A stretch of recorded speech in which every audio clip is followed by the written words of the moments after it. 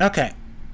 Hello, everyone. I am Chimaroller15, aka Mr. C, and welcome to my English class on Mixed Conditionals. So, again, this is an advanced grammar class, so if you're not a beginner, yeah, this class isn't for you. But if you can still understand me, even though you're a beginner, then that's fine. And you can stay around.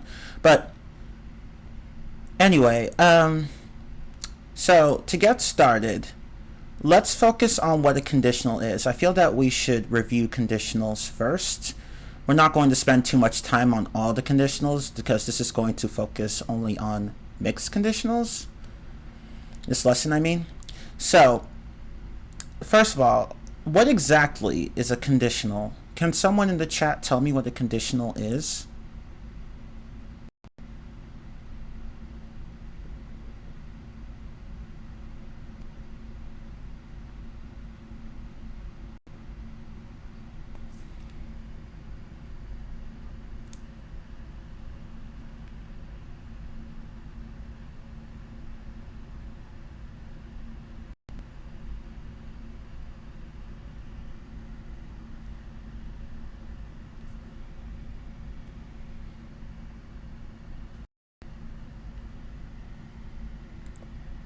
Yeah, basically, you guys had the right idea. So it's a sentence that tells us what will happen if a condition is met.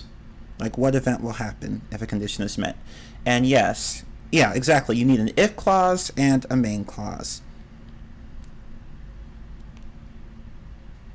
Okay, so a conditional, and it doesn't really matter which one it is, takes the following form: if condition, then results.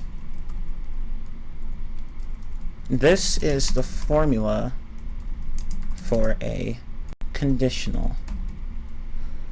I can't spell today. Okay. If condition, then result, right? That's the standard formula for a conditional. Really the only formula.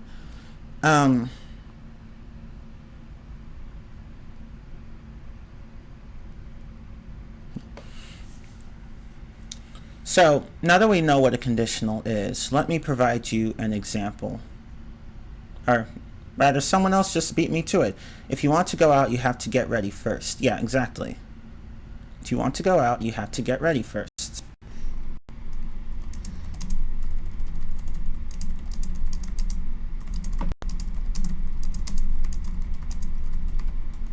If you want to go out, you have to get ready first. Good example. Another example would be if you freeze water, it turns to ice, right? Again, that's another conditional.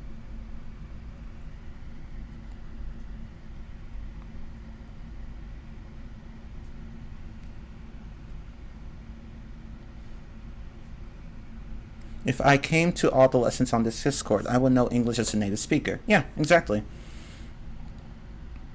That's well, I mean, it's true, but but yeah, that's a good example of a conditional. Okay, so now you guys get the idea of what a conditional is, and of course, you can also reverse the order of the clauses in the conditional, right? So instead of saying if condition, then results, you can also say results if condition.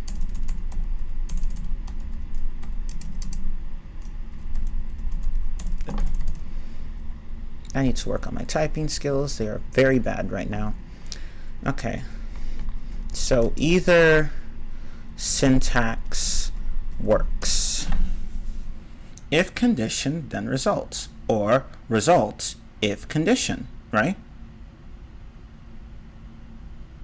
And in the first one, you have to use a comma after the if part. In the second one, you don't use a comma at all. Don't do it. It will not look good. Because because subordinate clauses that come at the front typically have commas before them. I mean after them. Sorry. If they're at the end of the sentence, whether or not they have a comma before them depends on the situation. But if they're in the front, then they need to have a comma after them. But anyway. Yeah, if you stay in the class till the end, you will master the grammar. Yeah, another example of a conditional. If you want to, I can help. Does that count? It does, but it's not one of the typical conditionals that grammar lessons refer to, and I'll explain that later. But anyway. Yeah, I think... Yeah, it's just a rule. Yeah, exactly, it's just a rule. I'm just saying that not only is it a rule, but if you do it, it will look bad, right?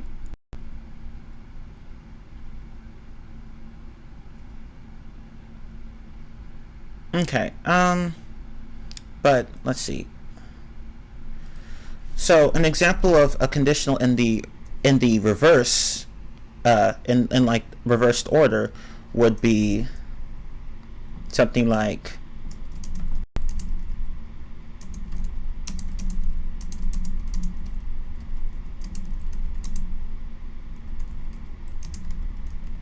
this. We would have won the game if the goalie hadn't screwed up. So the if part is actually at the end this time. Okay. And yeah, Lena also provided another example. Will I get a good... Well, this is more of a question, but it really does not matter in this case. Will I get a good grade if I study perfectly? Or, if you want to turn into a statement, I will get a good grade if I study perfectly. And as Magical posted, another example would be, if he loves me, he will marry me. Or, he will marry me if he loves me. Or, yeah, Carlos95 also provided an example. I wouldn't be alone if I had asked her out. And that example is actually a mixed conditional, which we'll talk about in a moment. So, you guys get the idea. The if part can be in the beginning or at the end. So, now, let's go over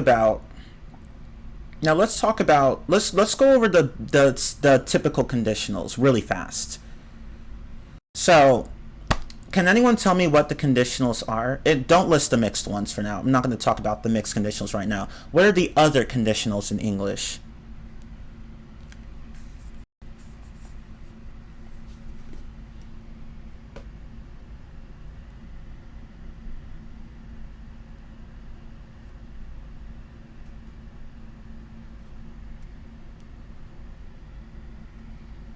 So, like, do you guys know what they're called?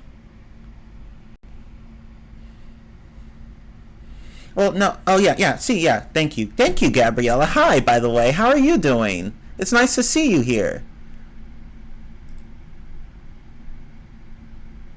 Hey, my girl Gabriella's here. What is up? She's a beast. Because she once gave a really good presentation on connectors and linkers in English. And she also did another presentation. I cannot remember what it was about, though. But she has given a few presentations here. Okay, but yeah, as Gabriella said, you have the zero conditional, the first conditional, the second conditional, and the third conditional. Oh, modal verbs, that's what it was. Okay, thank you, Gabriella. Yeah, very good presentations. Hopefully you can become a teacher one day. Okay, so now let's talk about, can someone provide me an example of the zero conditional? Well, actually, let me just talk about what it is first. So the zero conditional takes the form of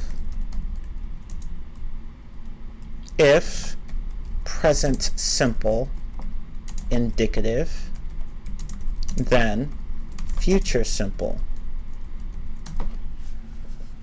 If present simple indicative, then future simple. I'm sorry, that's the... Oh, my bad. Let me fix that. Sorry. Present simple. Wrong conditional.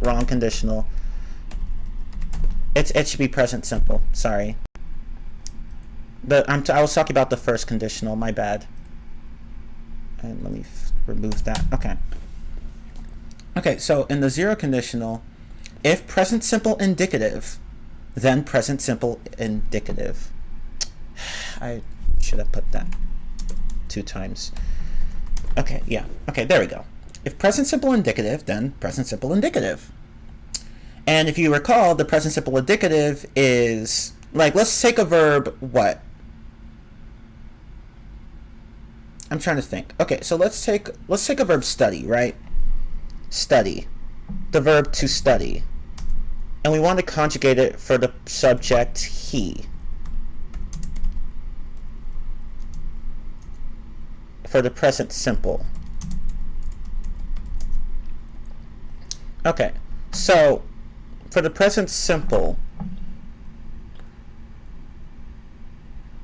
okay, so let's say if he studies. Yeah, exactly. That's how you conjugate it. If he studies. If he studies. Exactly. So if he studies, he gets good grades. Of course, you could also say if he studies, he will get good grades, but I'm not talking about that. I'm not talking about the first conditional right now. Here we use the zero conditional where we're talking about things that are always true. So, in this case, you're implying, okay, so this guy studies, and since he studies, he gets good grades. Whenever he studies, he gets good grades. Or here, let me provide a better example, actually. So if you melt ice, it turns to water. This would be a better example, actually. Yeah, or if he studies too hard, he gets headaches. Exactly, that also works. So see, present simple, present simple. Yeah, I should be, yeah, exactly. Some people may not know what the indicative is. It's basically, as Magical just said, we use it when we want to state a fact or express an opinion, asking a question, stuff like that. It's a grammatical mood, and remember, mood is how the speaker feels about what they're saying. And there's the indicative mood, and then there's the imperative mood, and then there's the subjunctive mood. So the subjunctive is about, well, I'll go over this later, but I'll quickly mention it now. So the subjunctive is about unreal things, the indicative is about real things, and the imperative is about commands. Okay. Yeah, so the zero conditional is used for general facts, exactly, yes, Magical. And opinions, yes. So, it's basically, you use it when you talk about things that are always true. Always true.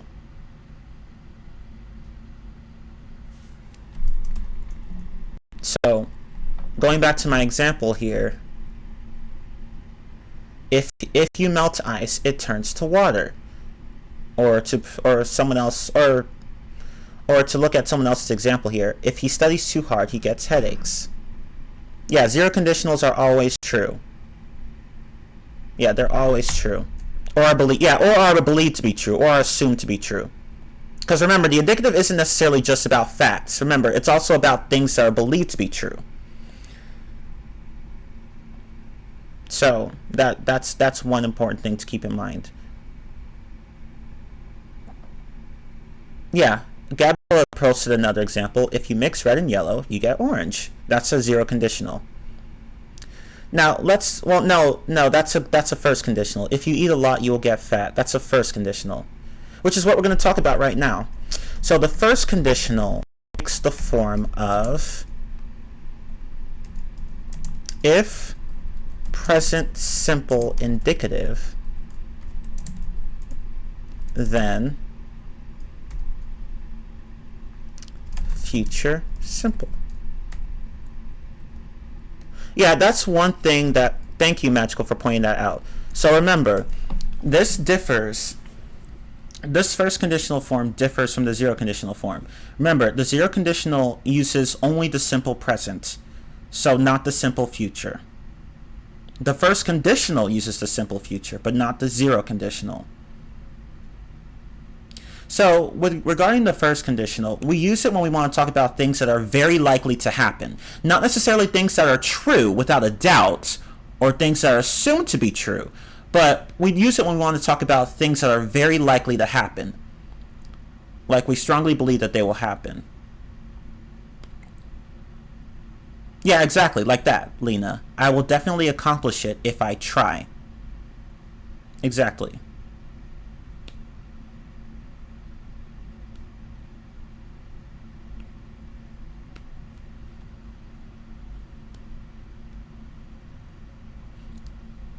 Well, really, you could say that the conditionals in general about causes and consequences. It's really not just the first conditional.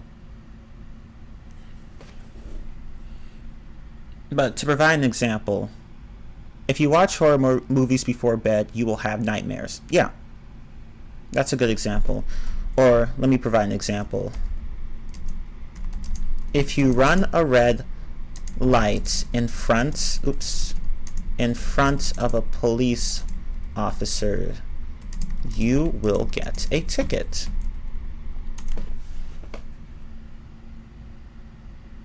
So that's another example. Of course, it depends on the police officer. Some police officers will not give tickets, may not give tickets, I should say. But yeah, it's very likely that you will get a ticket, right? And of course, it also depends on the situation. People, like, if you have an emergency, like, for example, your wife's having a baby, then running a red light's understandable. So again, this is not necessarily something that will happen, but we believe that it will happen. If I win, I will celebrate. Yeah, exactly. In that case, you wouldn't use the present simple. I mean, you could use the present simple in the clause that doesn't have if in it, but you'd be talking about something you do regularly when you win. Whenever I win, I celebrate. But yeah, in this case, we would use the first conditional.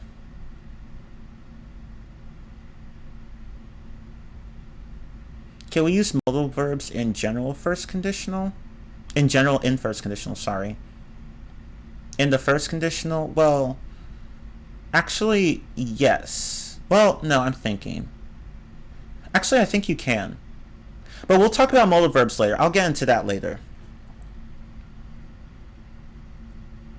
Yeah, for all conditionals, if you believe that something will happen or is going to be true, then yeah, that's exactly how it works, yes. However, the context for all these conditionals varies greatly. So the second conditional is very different from the first conditional, for example. Oh, there are situations where you could use either and it would not make a bit of difference. So in all conditionals, you believe that something will happen or is going to be true. But whether or not those things are going to happen, well, that's a different topic. And for that, we consult the second conditional and the third conditional. But the second conditional takes the form of if past simple subjunctive, or simply past subjunctive, then conditional simple. Conditional simple.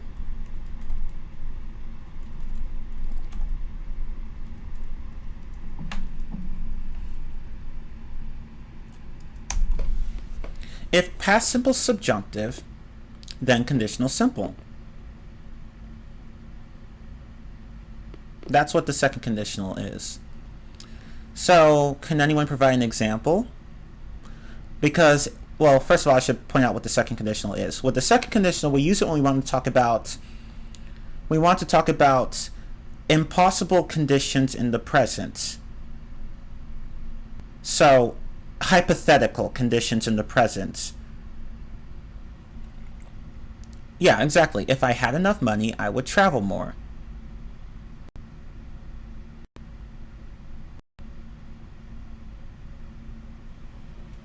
If I had enough money, I would travel more. Or, if I were rich, I would have a big mansion, or rather, I would buy it. Let's do buy. I would buy a big mansion. If I were rich, I would buy a big mansion. Yeah, Rima's example works. If I were you, I wouldn't do that. Dang it, Magical, you beat me to it. How dare you? I was going to use that. Okay. But, okay, so that's a song reference for those of you who don't understand. From Meghan Trainor. If I was you, I'd wanna be me too. I'd wanna be me too. I wanna be me too. Ooh, if I was you. Oh, no, I'm kidding. But anyway. But in that song, Meghan Trainor says, if I was you. Which is why, and someone asked a good question. What's the difference between if I were and if I was? Okay, so I should probably talk about what the subjunctive forms are. So in English, we have what's called the past simple subjunctive. Now let's compare it with the past simple indicative. So, okay. So let's talk about the verb to be.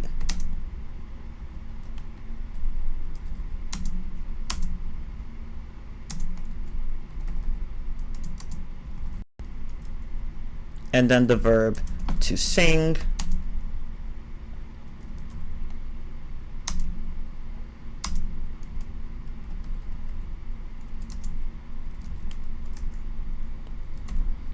To read.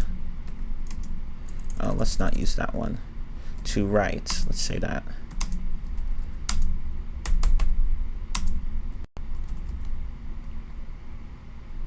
And to learn.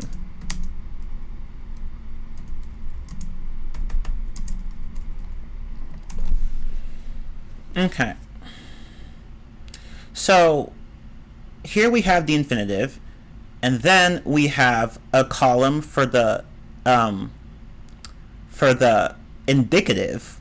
So which would mean like I was, you were, he was, she was, it was, we were, you were, they were, and then that's really when you conjugate. That's the only verb that you conjugate in the past simple. But for all the other verbs in the past simple, sing, write, and learn, you have sang. So I sang, you sang, he sang, whatever. Wrote, I wrote, you wrote, he wrote, whatever. Learned, I learned, you learned, she learned, whatever. But for the subjunctive verbs, which is the last, which are in the last column, we have were for everyone. So if I were, if you were, if he were, if she were, if it were, if we were, if you were, and if they were. So in English, you notice that the subjunctive forms take the same form as the indicative forms. However, were, the verb to be, were is the only exception. So in that case, you don't have separate conjugations for person in the subjunctive mood when it comes to the verb to be. So everyone would say were. It would be for everyone, I mean. It would be were. If I were. If he were. If it were. And now let's contrast this with Spanish. So in Spanish, the past simple indicative and the past simple subjunctive are completely separate. So let's go back. So let's take the verb ser, which in Spanish is to be. And I'm just gonna pick a random pronoun to conjugate for, like yo. So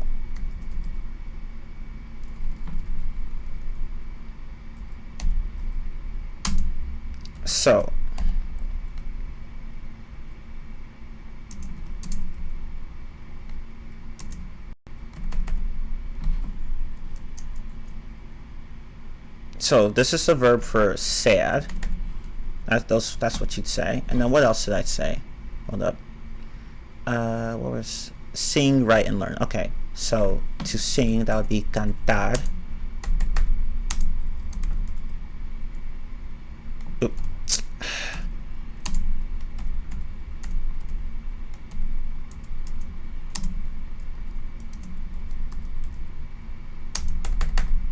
So let me show you how this looks in Spanish.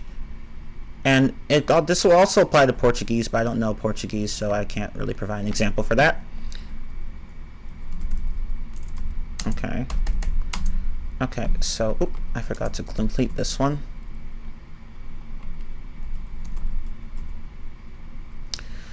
Okay.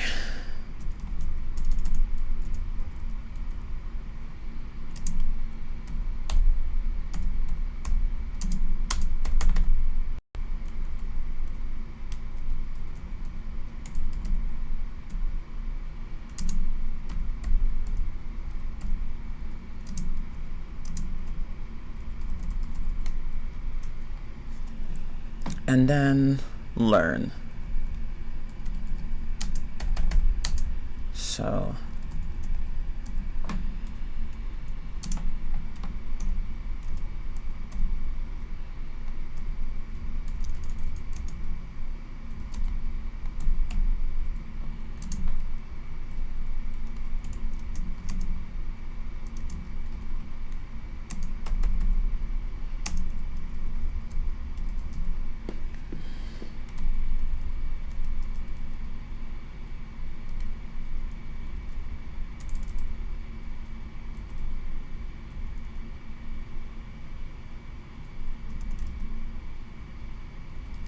okay, so now let's contrast these two, and let me put a note here.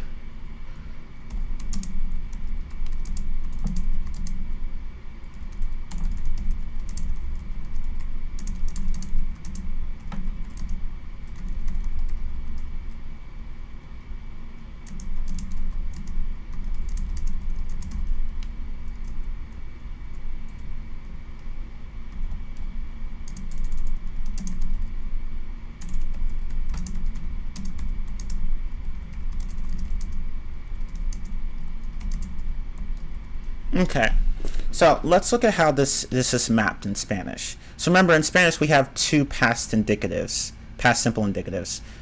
So the perfective form, fui, canté, escribí, aprendí, and the imperfective form, era, cantaba, escribía, and aprendía.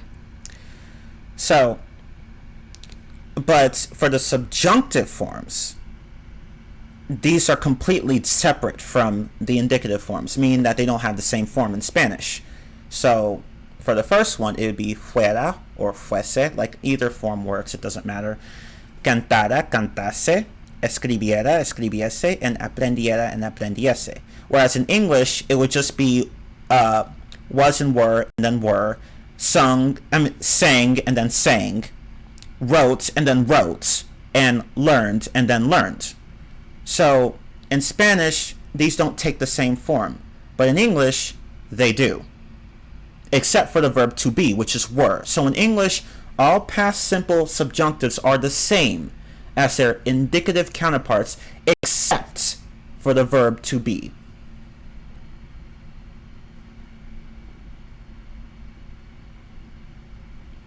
And yeah, this will also, and Romance languages will work similarly.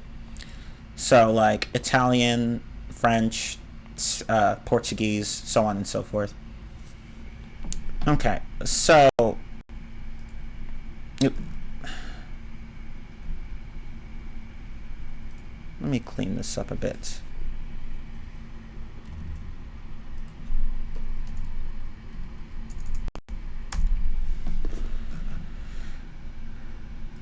Okay, so you get the idea. So, going back to someone's question earlier, the difference between if I were and if I was, well, the thing is that even though were is the subjunctive form, not everyone uses it like that. So, some people will say, instead of saying, if I were you, I wouldn't do that, they would say instead, if I was you, I wouldn't do that. Now, if I was you isn't grammatically wrong if you want to use it in a subjunctive manner. That's not wrong. It's technically standard nowadays. But the traditional way to do it is to use were. If I were. If I were you. So if I was you is grammatically correct nowadays. But if I were you is the traditional form. And another thing to keep in mind is that in American English, the were form is strongly preferred, whereas in British English, the was form is actually preferred. So the first one is more American English. The second one is more like British English. Let me actually put that up here. Both are valid, but Americans prefer the were form, whereas Brits prefer the was form. And of course, you'll find exceptions. Some Americans will say was, some Brits will say were. But that's the general trend.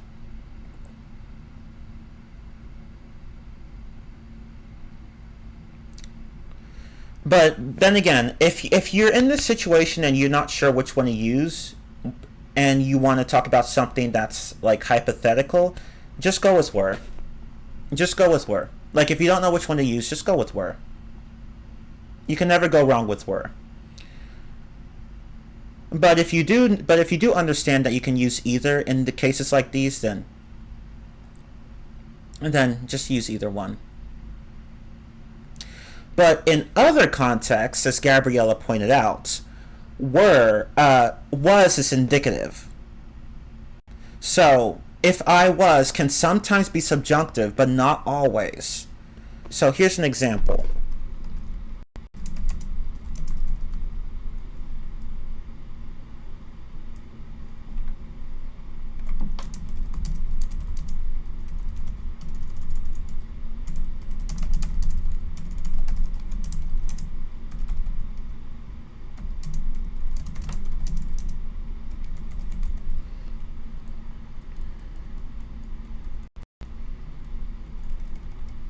You use this construction not understanding how it works.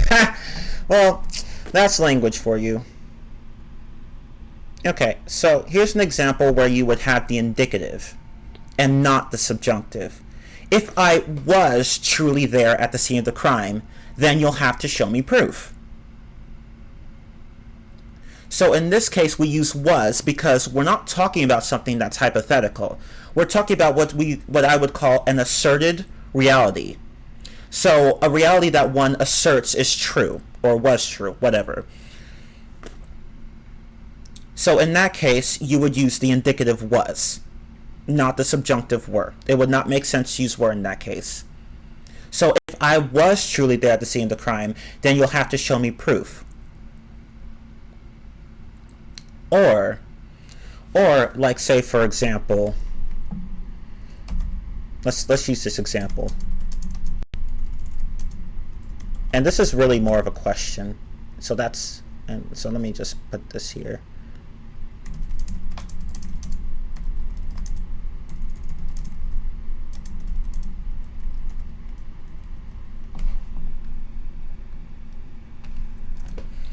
If he was at school, then why did the teacher mark him absent?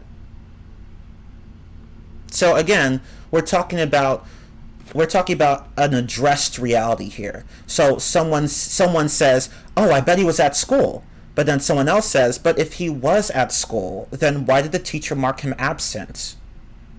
So here we're not talking about something that's hypothetical or counterfactual or unreal. We're talking about something that one believes to be real, but may not be.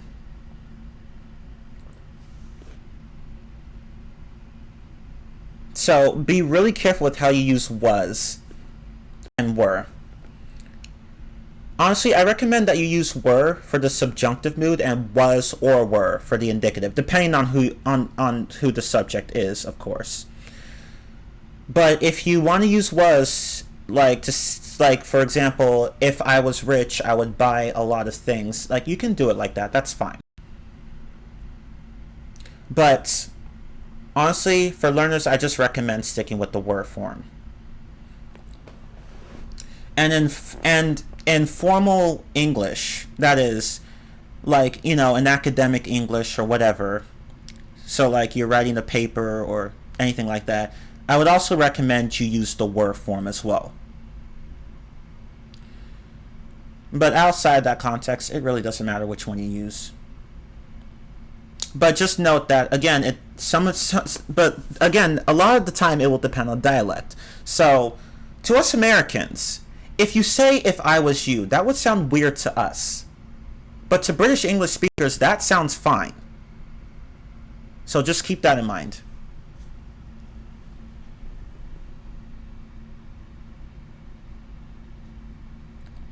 Okay, so going back to the second conditional formula.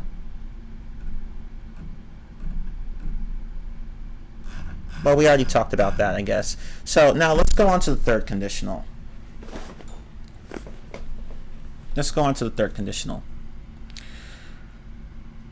Okay, so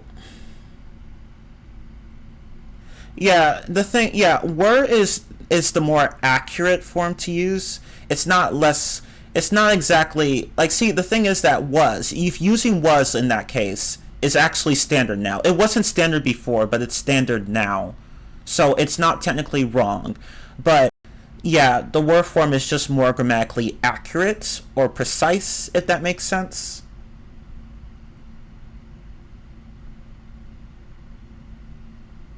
That's a very good one, Magical. We use was if we accept the assertion. We use were if we don't.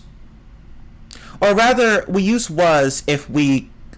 I think a better way to say it is like, we use was if we accept the assertion or at least consider it, and we use were if we know for a fact that it's not true. And I'll get more into that in a bit. So, oh, everything's clear? Okay, I'm glad. Oh, thank you, Magical. Okay, so let's talk about the third conditional before I talk more about the points that Magical brought up, because he brought up a good point. Okay, so let's talk about the third conditional. So the third conditional formula is...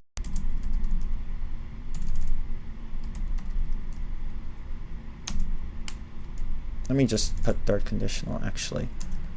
If past perfect subjunctive,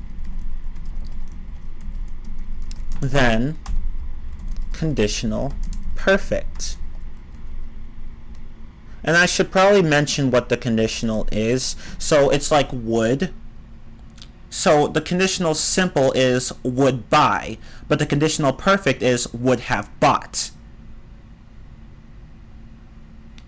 But anyway, let's provide an example of the third conditional. And for this, let me explain the third conditional first. So, okay, so whereas the second conditional talks about imaginary situations in the present, the third conditional talks about imaginary situations in the past. Okay, so with the second conditional, it's an imaginary situation in the present, so an imaginary condition with an imaginary present condition with the present results. But for the third conditional, you have an imaginary past condition with an imaginary result in the past. So, for example, if I had been at school, I would have been able to take my test, but I wasn't because I was sick. If I had been at school, I would have been able to take my test. That's a third conditional. And another example would be, if she hadn't lied to him,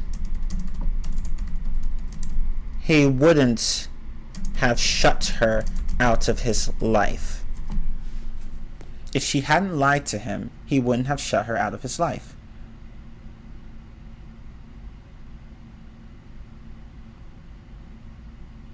Well, no, Rima, that's a mixed conditional, which we'll talk about in a bit. But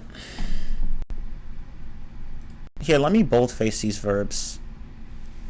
I should do that.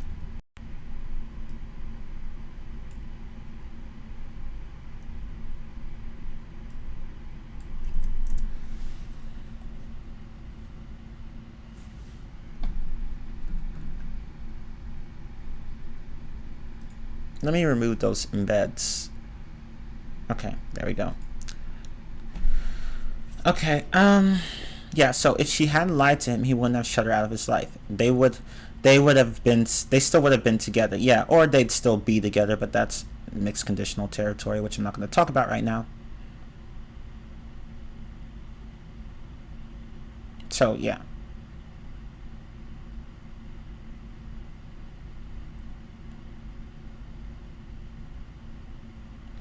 Yeah, the placement of still should be changed. They would have still been together would sound a lot more natural. I mean, what you said, Mima, that's not wrong, but still would be, it sounds more natural to put still in front of been.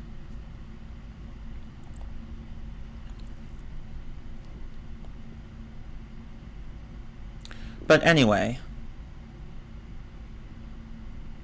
if I hadn't turned back to this room, I'm not sure what you mean with that sentence. If I had worked harder at school, I would have gotten better grades. Yeah, see? Another example of the third conditional. Very good.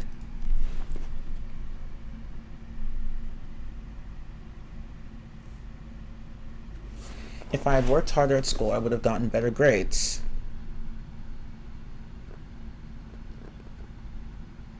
If I had gone to the party, I would have met up with her. Yeah, another good example. Thank you, Gabriella. So you get the idea. And of course, remember, you can switch the order of these clauses. So you could say, I would have gotten better grades if I had worked harder at school, or I would have met up with her if I had gone to the party.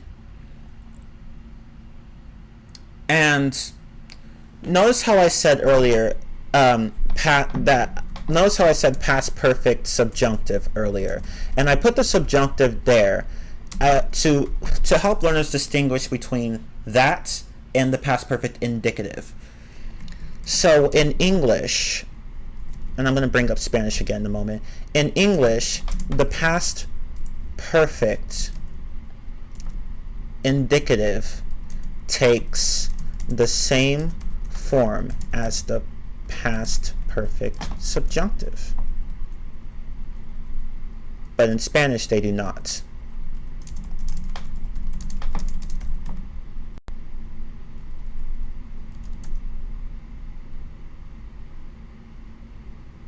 If I had come earlier, I would have listened to Chi-Man's intro. Oh, I love Chi-Man's intro. Oh, thank you. Thank you, DiscoBot. But to show the difference between these two forms in English and in Spanish, so let's say took. Let's use the verb took. So in Spanish, that would be tomar. So the past perfect for that would be, and let's say it's the first person. So había tomado. But that's the past perfect indicative. But the second one, the past perfect subjunctive in Spanish, it would be hubiera or hubiese. Again, it's two forms for the same thing. Tomado. So in Spanish, the past perfect indicative, había tomado, is completely separate from the past perfect subjunctive, hubiera or hubiese tomado. So in Spanish, these two forms are very different. But in English, they take the same form. They're separate concepts, but they have the same form. So just keep that in mind. And another thing that I should point out is that in English, the past perfect indicative can be inverted.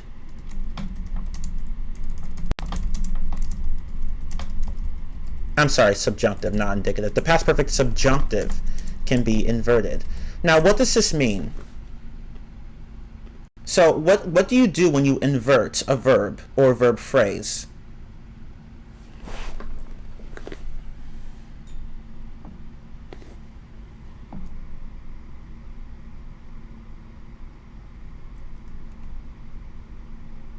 Was that a softie? I'm not sure what you're referring to.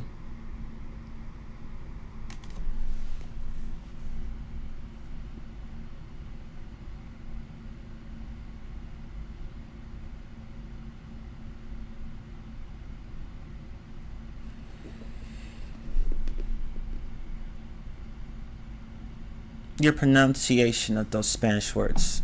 Soft D? Did I? I guess it was a soft D. It wasn't like a hard D, like tomado. Just tomado. Yeah. Yeah, see, there you go. That's inversion.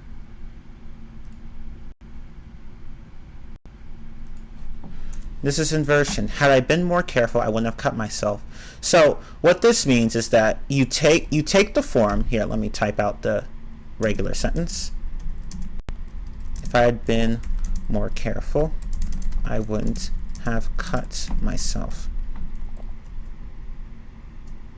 So if you want to invert this, delete the word if, and put had at the front, but I needs to stay before the word been, and then, yeah. So delete the if and put had at the very front.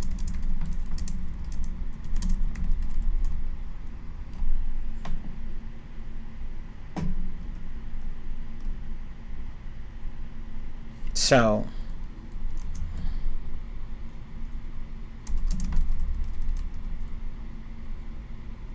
OMG, I encountered something like this. Oh no! Okay, so if I had been more careful, I wouldn't have cut myself. Had I been more careful, I wouldn't have cut myself. So you could actually invert the had been there. And you can also put it at the end. You could put that entire clause at the end, remember. So you can say, I wouldn't have cut myself. Oops. If I had been more careful. Or, I wouldn't have cut myself had I been more careful. So you could also reverse the order here and still invert.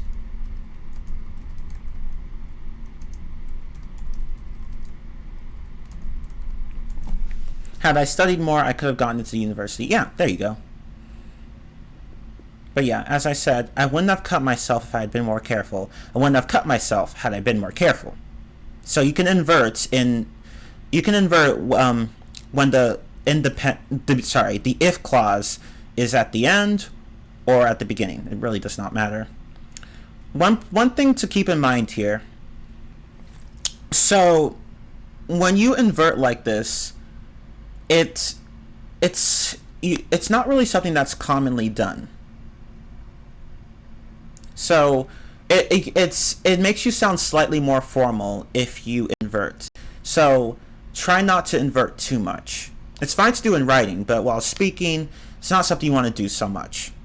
So inversion sounds a bit formal.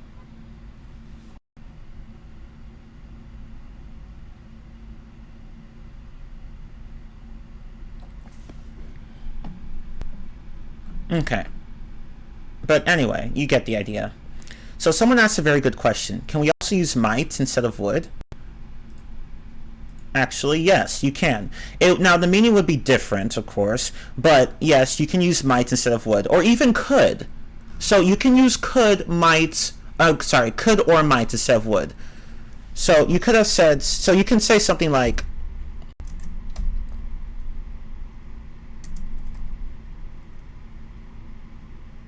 let's say, if I were rich, I could buy whatever I wanted. So you can use could instead of would here. Or could have and might have instead of would have. You can do it that way too. So to provide an example with might, or let's say might have. Let's do might have. If you guys had worked together, you might have passed the test. If you guys had worked together, you might have passed the test. So could or might can be used instead of would. So here, let me show you. Could, might, and would, as well as could have, might have, and would have. Do you mean cheated?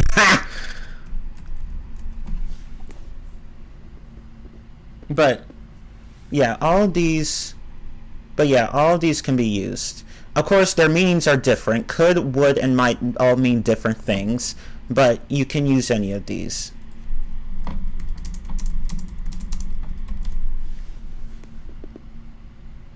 Okay.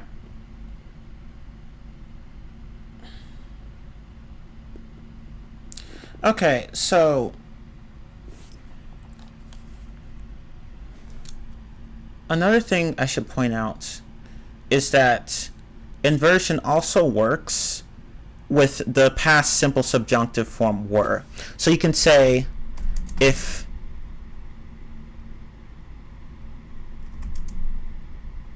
I were caught, I'd be in big trouble. If I were caught for cheating, let's specify what this is. If I were caught for cheating, I'd be in big trouble. Were I caught for cheating, I'd be in big trouble. If I were caught for cheating, I'd be in big trouble. Were I caught for cheating, I'd be in big trouble. So you can use were like that. And if were is an if were is an auxiliary verb, so like were plus ing, like the past progressive, but subjunctive, not indicative, but the subjunctive, yes, you can also do that. So you could say something like, were you trying harder in school, you wouldn't be struggling now. Instead of, if you were trying harder in school, you wouldn't be struggling now.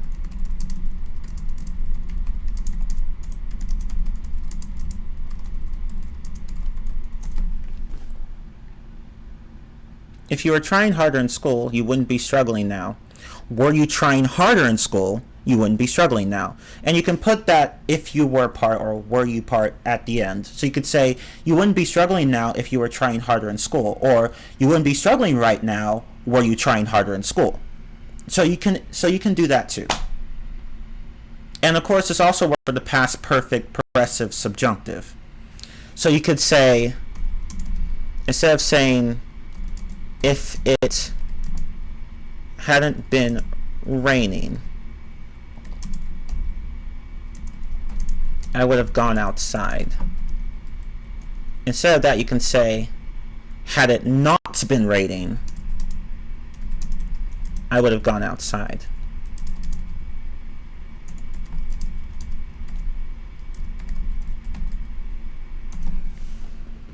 So you can invert here too. And again, you can put that inverted clause at the end. If it hadn't been raining, I would have gone outside. Had it not been raining, I would have gone outside. Or I would have gone outside if it had, did I say if I hadn't been raining? My bad, I meant if it hadn't been raining. Okay. I would have gone outside if it had been raining. I would have gone outside had it not been raining. But anyway.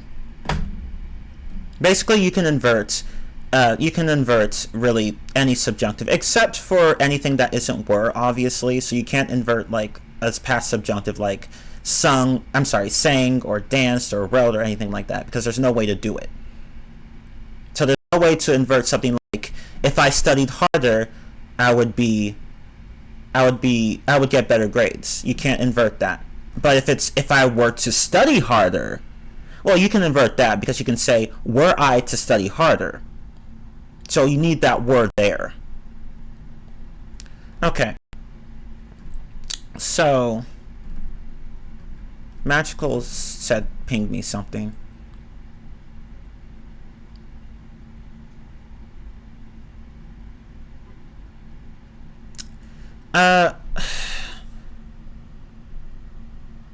So for me, I think I would classify might. To me, it's a stronger version of would.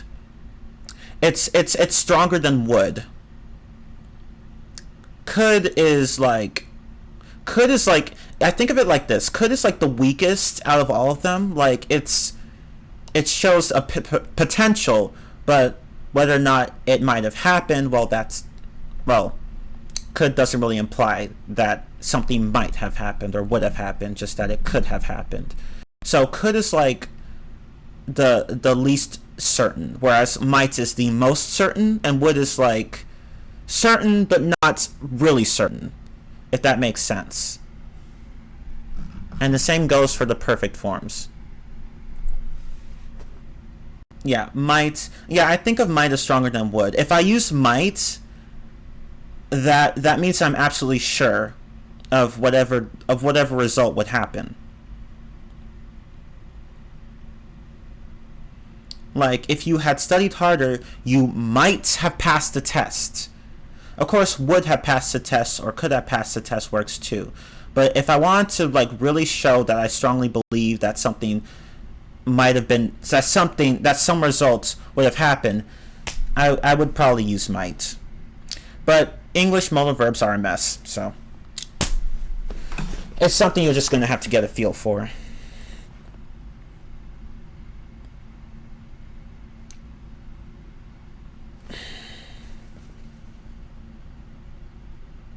Or who knows? Now that I think about it, perhaps might isn't. You know what? Actually, I'm not entirely sure anymore. Now that I think about it, magical could be right too. But honestly, that's how I treat might. That's how I would treat it.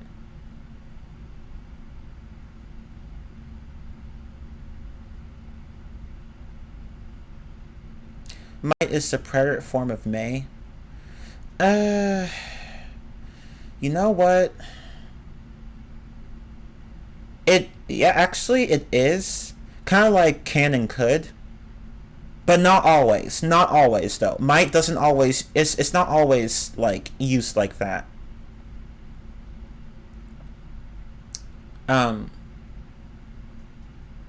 Modals are confusing. But anyway, on second thought, forget what I said about would might. I might be wrong there. But they do mean different things, though. Just keep that in mind. They do mean different things. Let me drink some water.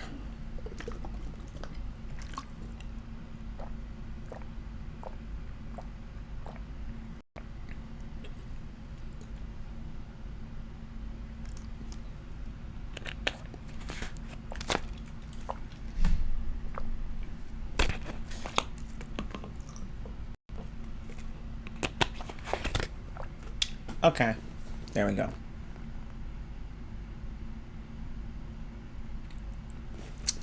Okay, so honestly, I consider might to be the strongest one, but who knows? I might be wrong. Yeah, I think it's just up to the speaker, really. Might does have a different connotation from would.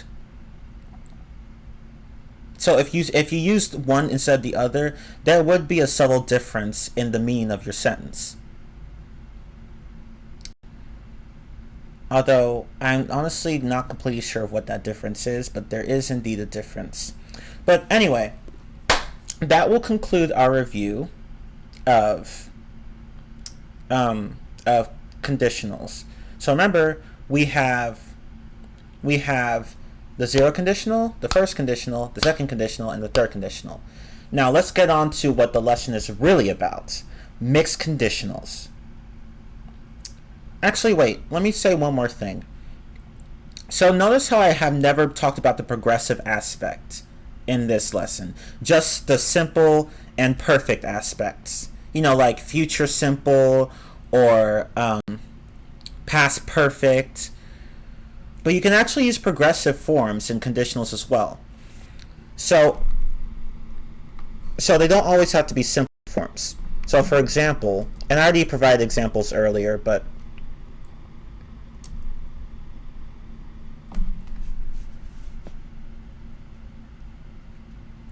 oh, so might's the weakest? Well, I guess I was wrong then. So would is the strongest. Okay. Okay. Sorry. Honestly, I don't know. Sorry about that.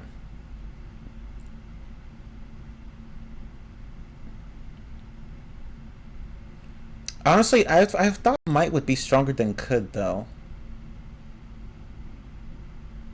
But now that I think about it, yeah, Magical, what you're saying does make sense. Okay, so thank you for correcting me, though. So might is actually the weakest, and would is the strongest. Okay, that makes sense, because when you brought that up, I was thinking, no, maybe he might have a point. So thank you, Magical. Okay, so as I said, you can use progressive forms. So, like, for example, maybe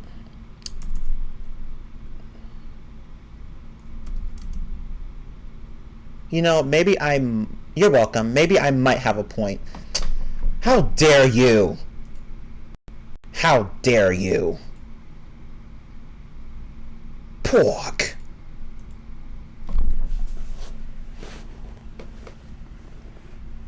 It's like, but if you might have a point, then,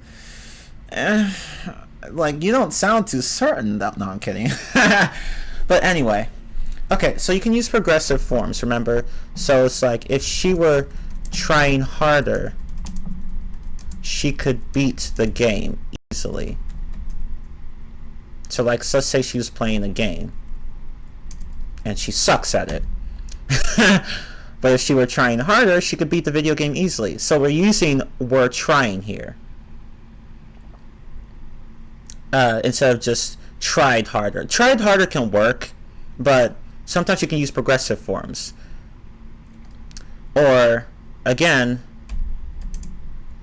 if they hadn't been goofing off,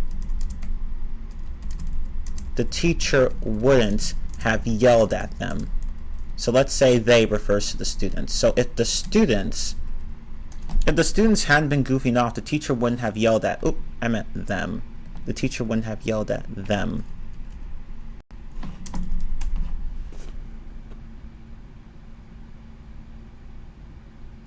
So in this case, we can use "hadn't been goofing off." Although "hadn't goofed off" can work too.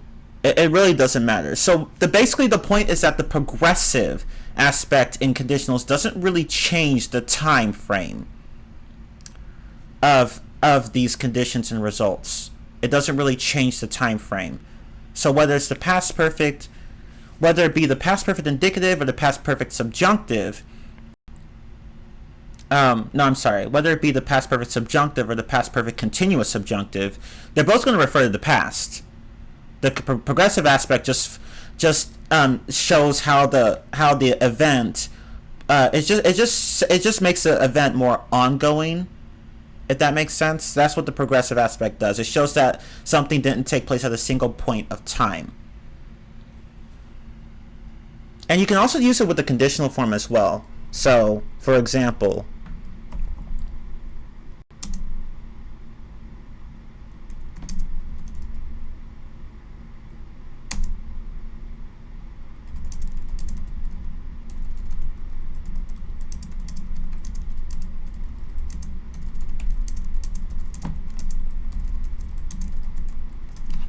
if my father were more patient, he would be helping me with my assignments more. So you can use "would be helping" instead of "would help." That's fine. That's perfectly fine. Or for the conditional perfect, we can also do conditional perfect progressive. So you could say,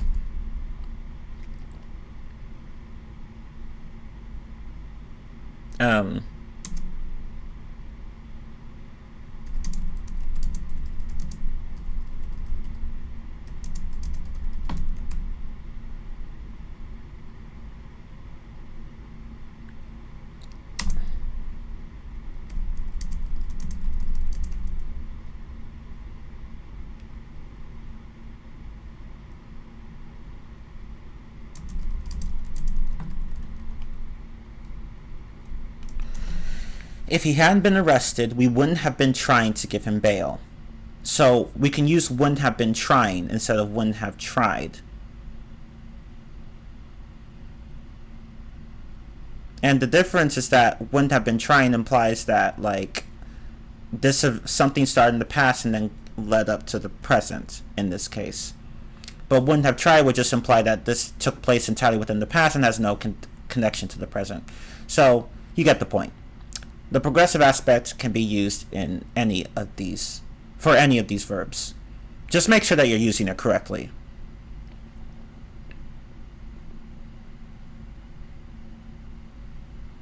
I should probably define what bail is, but thank you, Magical. Bail, the temporary release of an accused person awaiting trial, sometimes on condition that a sum of money be lodged to guarantee their appearance in court. Yeah, exactly. Okay, now going back to your other comment, but if we say if my father was more patient, he would be helping me with my assignments more. Would this be British? Yes. And you also notice that I heard a British speaker once say, if I was to do this, like he was talking about some programming concept, and he said something along the lines of, if I was to do this, instead of if I were to do this. That's British. So, again, it's not wrong, but that would be British English. Okay. So,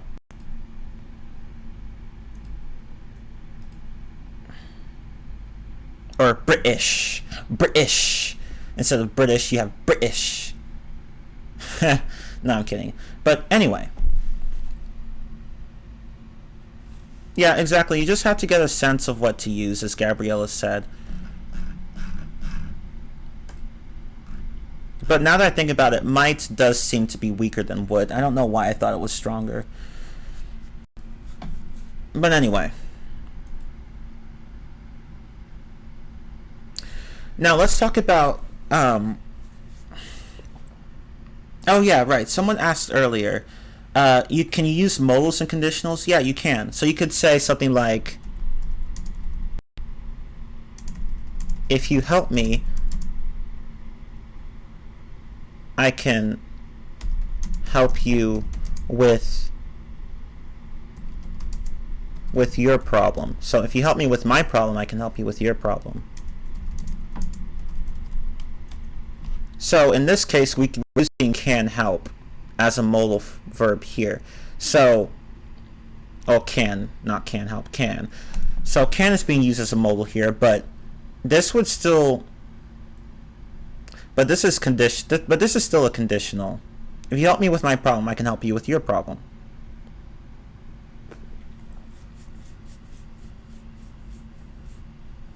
And it doesn't really fall under the typical conditionals though. But you can use modals and conditionals like this. And in the sentence with the sentence I just posted, well, regarding that sentence, that would be closer to the first conditional, but you get the idea. Okay, so now let's talk about. I see this as an absolute win. But now let's talk about the topic at hand. We've reviewed everything about mixed conditionals. I'm sorry, not mixed conditionals. Conditionals in general, except for mixed conditionals.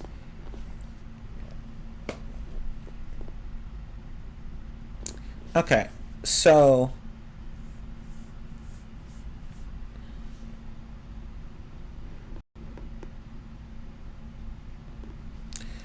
now mixed conditionals. So let's bring back the formulas for the second and third conditionals. So, remember, for the second conditional,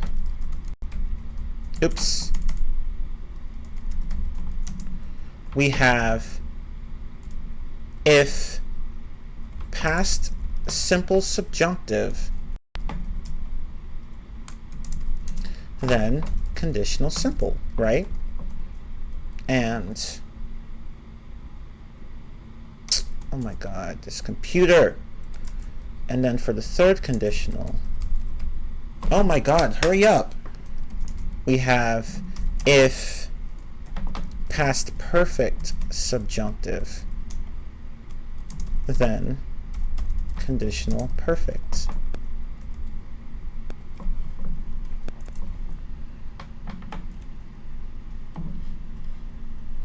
So those were our formulas.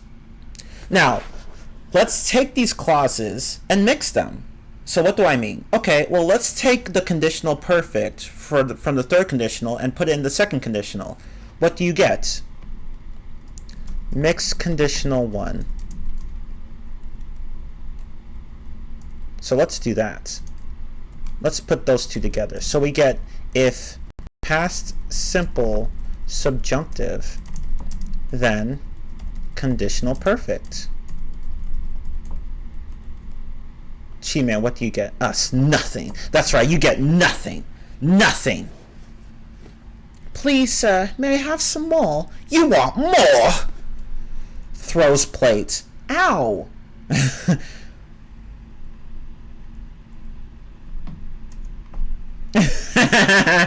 I'm glad you found it funny, Gabrielle. Okay. Oh yeah, that's a connection issue on your end. Then that's why you can't hear anything.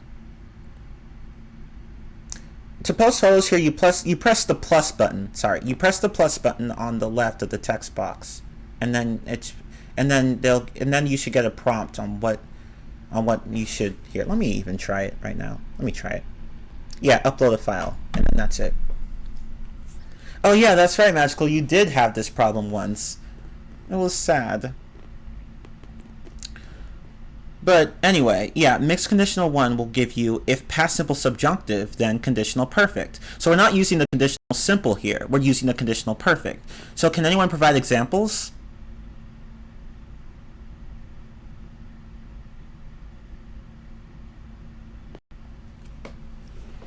So let me explain the logic of this first. I keep forgetting to do that. So with the mixed conditional, instead of having a present result with the present condition or a past result with the past condition, you have a mix of time.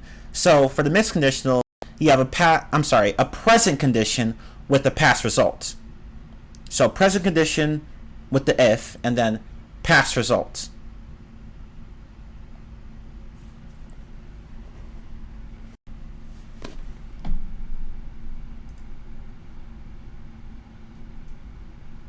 Oh, dang. You actually found that message, Magical. Wow. So, yeah, so, again, with the mixed conditional, the first mixed conditional, you have if past simple subjunctive, then conditional perfect. So what would be an example? I'm an expert when it comes to Discord tools. Maybe you could teach me about them then.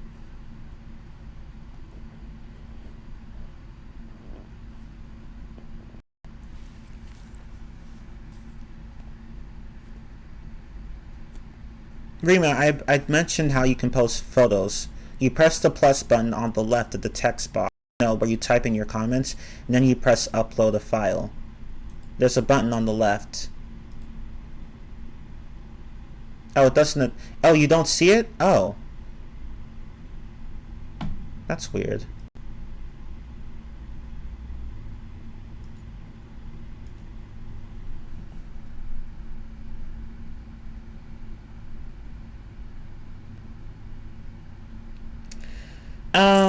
Okay, so Gabrielle, your example should be put in the past perfect subjunctive. If I had checked the message earlier, then I would have studied that chapter too. But we can still work with your example. So let's change that. So take out the earlier and then say, if I checked my messages more often, then I would have studied that chapter too. That works too, because you don't check your messages now. But if you did, then you would have studied that chapter too. Yeah, and that way it would be the third. That's okay, Gabrielle. It's okay. So here, let me provide an example myself. So if I were you, I would have given up. I would have given up during that last match. That last chess match. Let's say that. If I were you, I would have given up during that last chess match. So here we have the past simple subjunctive word, and then the conditional perfect would have given up. If I were you, I would have given up during that last chess match. No, not gave up, given up.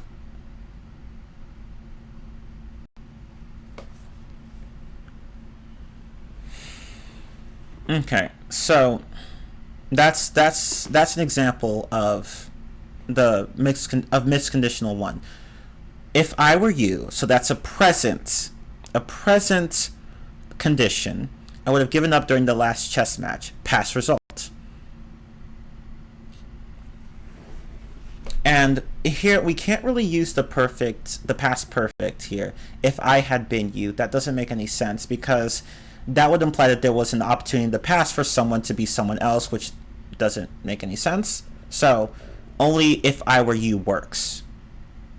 Or in Spanish, si yo fuera, o fuese tú.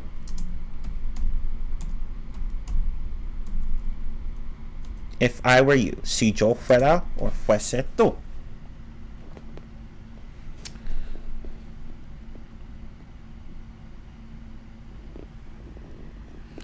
But anyway.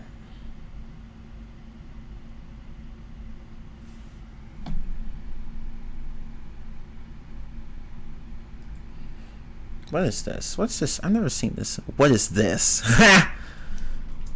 If I were you. Your voice changed so nicely in Spanish. Oh, thank you. I wonder how it sounds in Italian, but I don't know any Italian, so.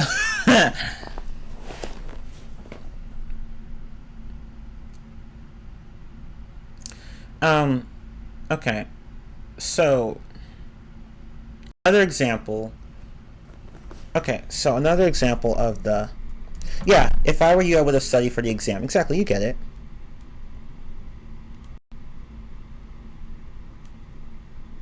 No, beginner, no. In that case, you'd have to use the past perfect. If I had bought that car, I would have gone with you to the beach.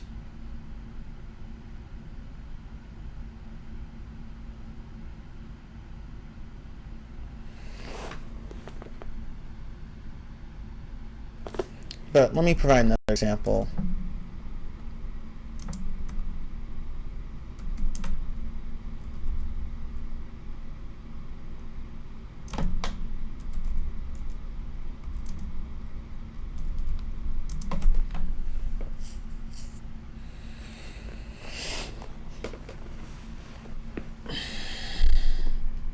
Why doesn't this work? It doesn't work because if I bought that car, so I don't see how that could have applied to the present. If I had bought that car, I would have gone with you to the beach. That would have sounded better to me.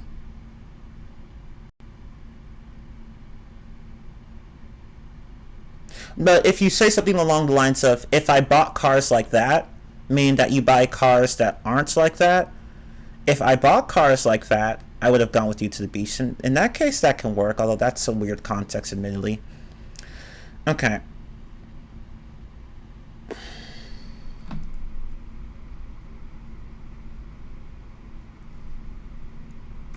If you were more patient,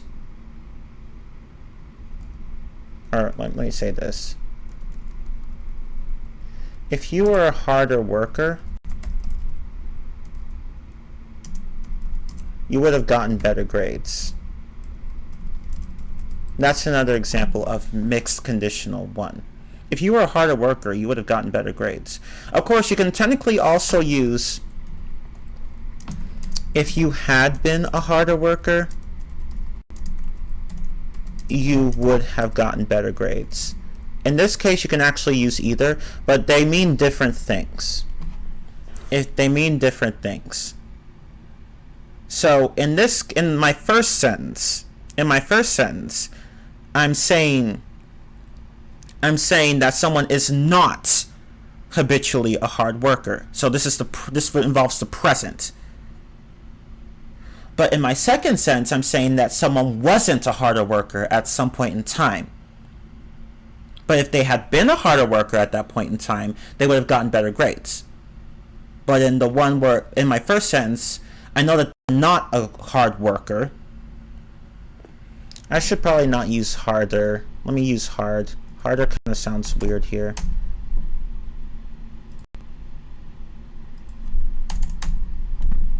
Okay. Yeah, there we go. If you were a hard worker, you would have gotten better grades. Okay, here, actually, let me explain it like this. If you were a harder worker, you would have gotten better grades, but you're not. As in, you're not a hard worker. If you had been a hard worker, you would have gotten better grades, but you weren't a hard worker. If I explain it like that, it might make more sense. So here, let me modify these. Let me modify these.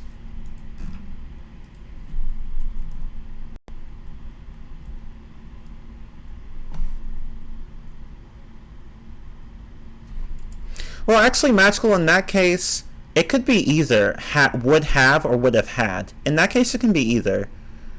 But they mean different things. But Lena, actually, that's mixed conditional too, which we'll get to in a moment. No, that's not the second mixed conditional, Gabriella. That's just the third conditional. I should probably boldface these verbs. I should probably boldface them, but I'm just lazy. So let me start boldfacing them. I think that would make them easier for people to identify.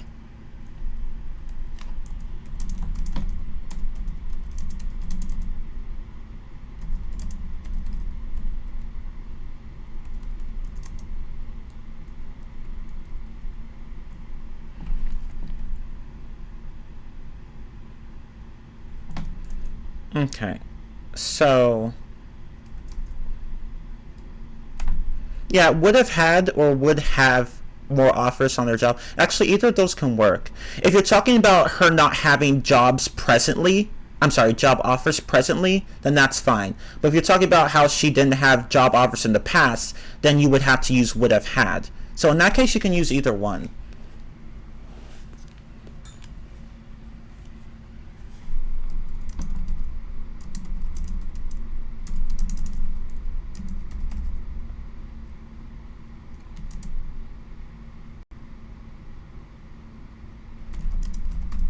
It really depends on what the time frame is.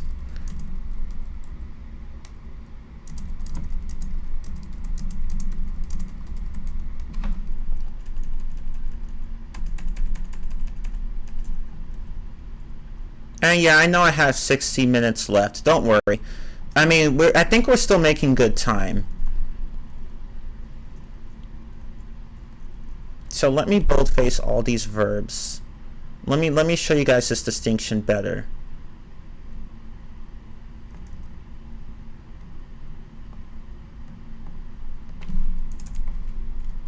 If I were a good student, they wouldn't have scolded me. There you go, see? There you go. See, you're getting the idea. That's a genuine mixed conditional. You could also say if I had been a good student, they wouldn't have scolded me, but that would mean something different. You're not talking about being a good student now. You'd be talking about being a good student in the past. But since you're talking about being a good student now, you have to use the were form.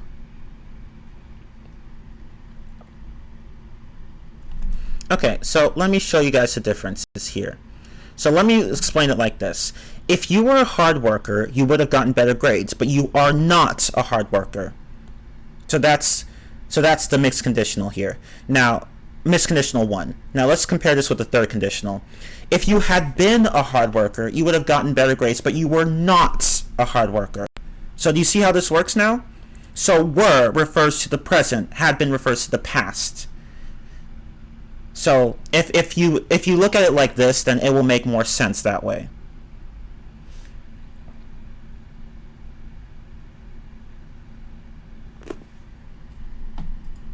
So if you think in terms of tenses like that, that will make more sense.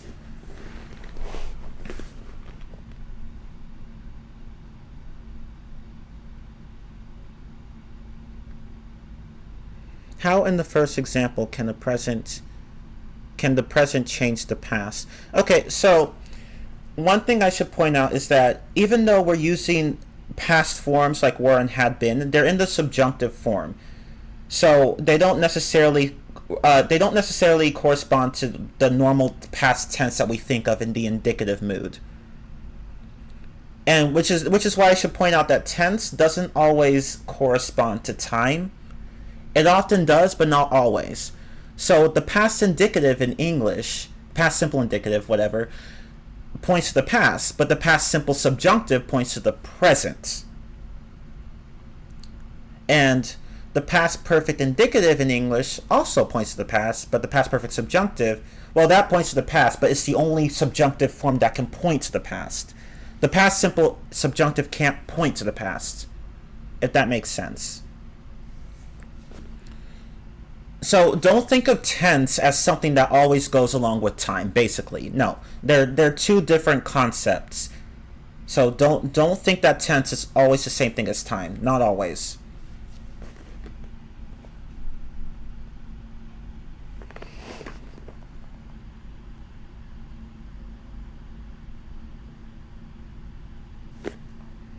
If you were obedient, if you were obedient in school, you would have understood a long time ago or long ago. Yeah, that works. That works. If you're talking about if you mean that someone is not obedient now, then yeah, that works. Now, if you wanted to be in the past, you'd say if you had been obedient in school, you would have understood a long time ago. But you weren't obedient in school. So remember that. Okay, so that's the first conditional. The first mixed conditional. And I'm glad to see that Lena has gotten the logic now. Yeah, if you think of it like that, it will make sense. If you were not a lazy person, it should be. If you were not a lazy person, you... Actually, no, I'm sorry. I misread your sentence. That's correct, actually. If you were a lazy person, you would not have ended up in Harvard. Yeah, that works. Yeah, exactly, that works.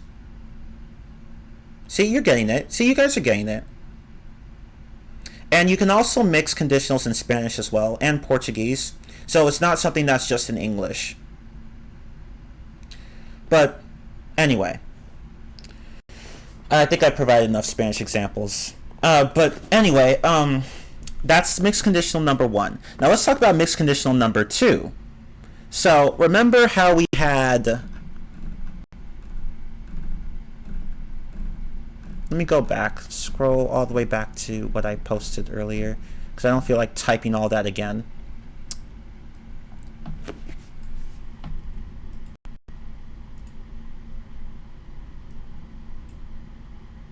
I came here to learn Spanish. Perfect! But I can't teach Spanish just yet. I need more experience and credentials. Anyway.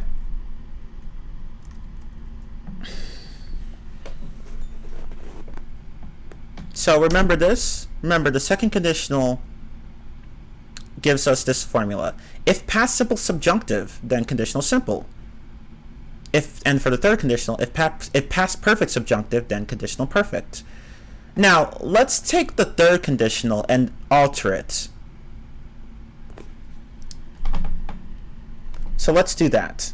So let's take the conditional simple from the second conditional and put it in the third conditional. What do you get? Mixed conditional number 2.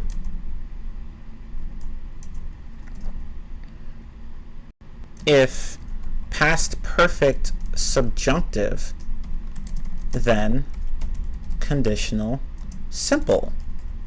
So not the conditional perfect this time. Conditional simple. If past perfect subjunctive, then conditional simple. And actually, a few people provided examples of this earlier. Let me see if I can find one of them. Hold on. So basically, the logic of this one is that you have a past condition and a present result.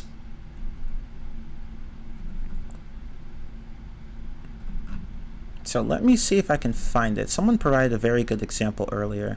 Oh, yes. Let's use Lena's example. Let's use this. Yeah, I'm going to provide some examples. Don't worry.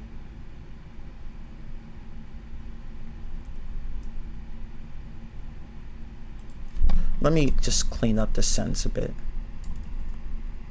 If I were smart, I would have written a better example. Yeah, see, there you go. That's mixed conditional number 1. Perfect. See, Gabrielle, you're getting it.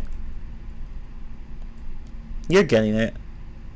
And that would be a case where I don't see a good use for... Well, actually, the past perfect is possible there, but in this case, people would be more likely to use the past simple subjunctive. So yes, see, you got it.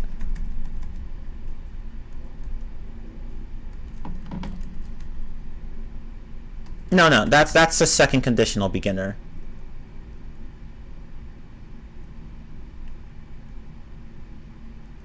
I should really say your entire username, beginner snow. Okay, so let me use this example that Lena provided earlier.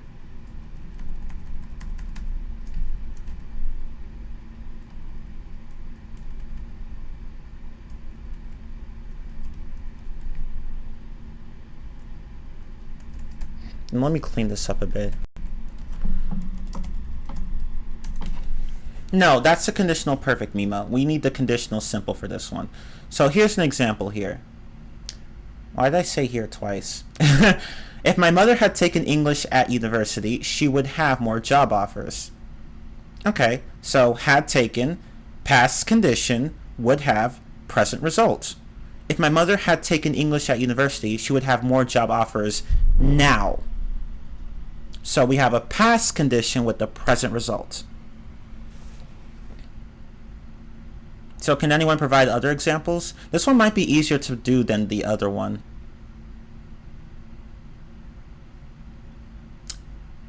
Oh, Lena, look at you with these examples. Okay, I see you.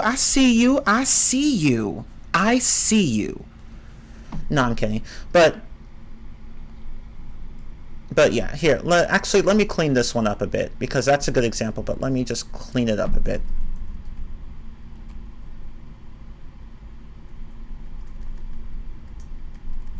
And the tense in this one should be were. If you were.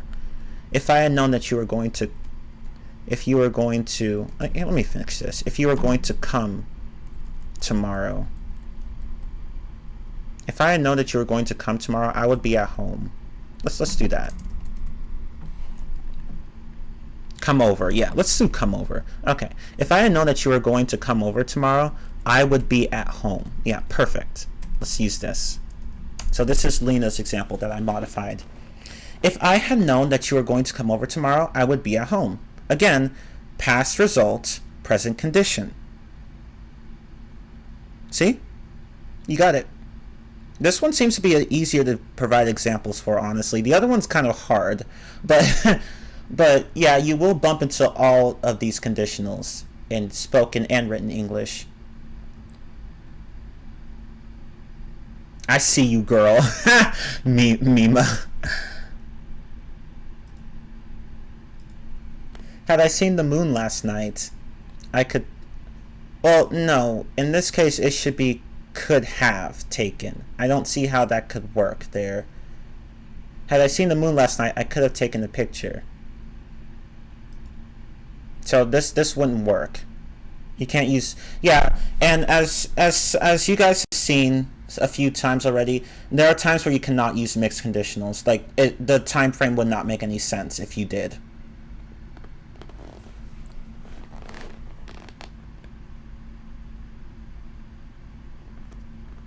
Okay, so that's the second mixed conditional. And there, I should also point out that some grammar resources, let me actually type this out. Some grammar resources might swap mixed 1 and mixed 2 conditionals. And what I mean by that is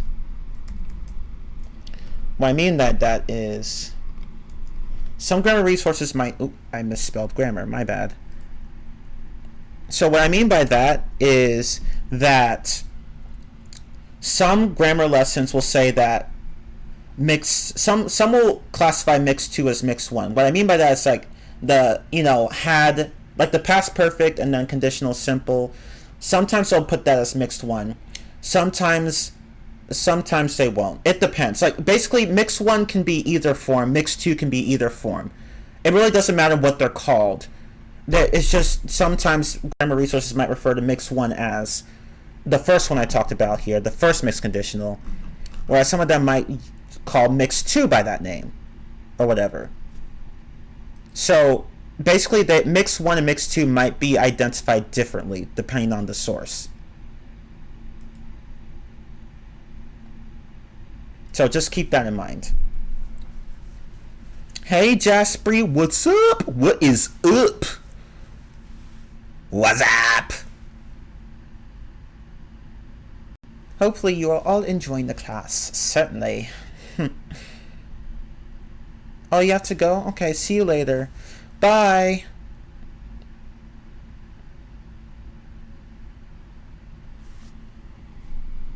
Okay, but you guys get the idea. So now we know what our mixed conditionals are. So let me compare these mixed conditionals with the second and third conditional. So I'm just going to abbreviate this. Second conditional.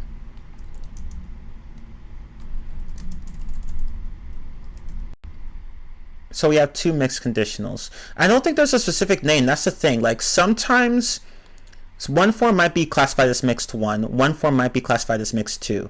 So even though all grammar resources will point out that there are two mixed conditionals, they might be classified differently. So what I call the first conditional here, first mixed conditional, sorry, some grammar resources might call that mixed conditional 2. So there really isn't I don't think there's an actual name for these other than mixed 1 and mixed 2. And even then, they might be moved around. The names might be, they might not be the same for every grammar resource. Okay, so the second conditional is present result. Oh, you have to leave, Mima? Okay, bye. Thank you for being here.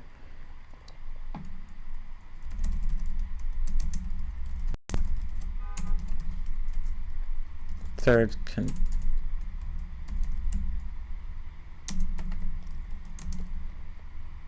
Oops.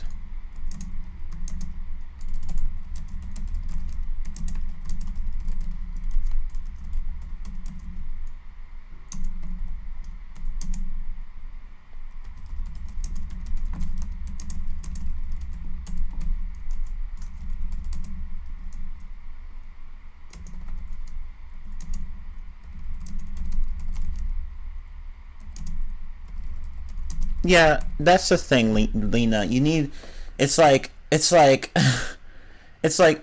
Grammar is. I'm sorry. Language is more about intuition than about grammar. Sometimes you just know about something or whether or not something is true, but you might not exactly be able to explain why. But anyway, yeah, exactly. It's all about intuition. So let's go over this. So the second conditional is present condition, present result. The third conditional is past condition, past result. Mixed 1 is present condition, past result. Mixed 2 is past condition, present result. Why would I do that? Did you take a shower? Yeah, I did. Why would I do that? I don't know, just saying. The other things like, why is the clothes? You left it where? There. Put it in the hamper? Yeah.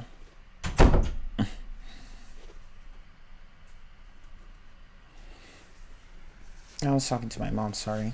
But anyway, you get the idea.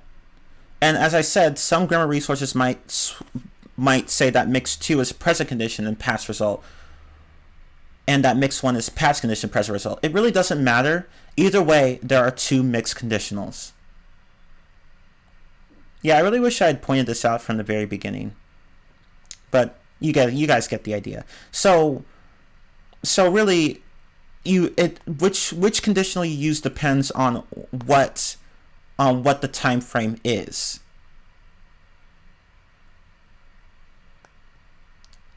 So it really depends on what the time frame is, like what the time frame of the condition is and what the time frame of the result is. Like when exactly do they take place, or when they did take place, whatever. It really should be if I had known this server before, I would join it sooner. But I'm glad Rima that you Rima have that I made things easier for people to understand. I might as well pin this. Let me just pin that.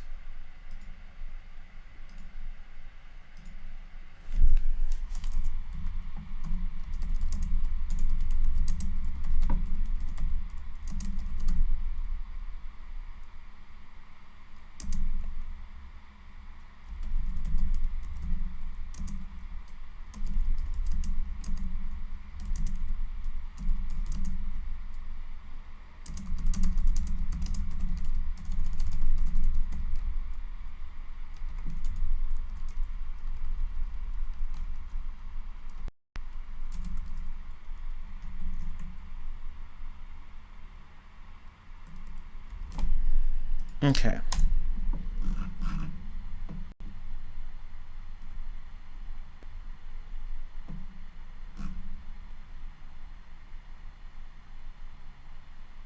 You're not sure if mix 1 is correct? What do you mean? I'm just curious. I'm not sure what you mean. Let me just pin this though.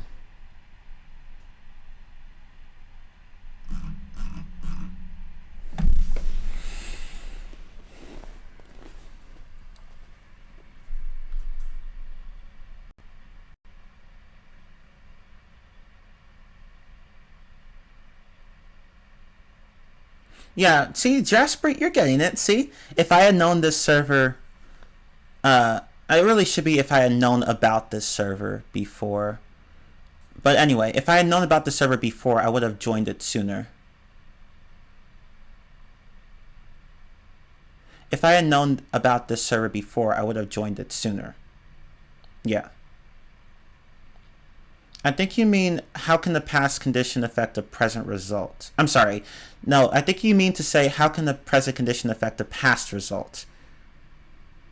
Well, it can. As I said earlier, let's take this sentence. If I were you, I wouldn't have done that. But I'm not you. So in this case, this present condition can affect the past. If I were you, I wouldn't have done that. And we can't really use the past perfect here because it wouldn't make any sense. Like, if you say if I had been you, well, like that's never going to be said in English, and it wouldn't make any sense anyway. Because when you use the past perfect like that, you're implying that whatever event in the past happened or didn't happen, something else could have happened. But here, well, I don't think there's any point in the past where you could be someone else, so only the past simple subjunctive here makes sense. I'll be right back. Hold on. My mom's calling me.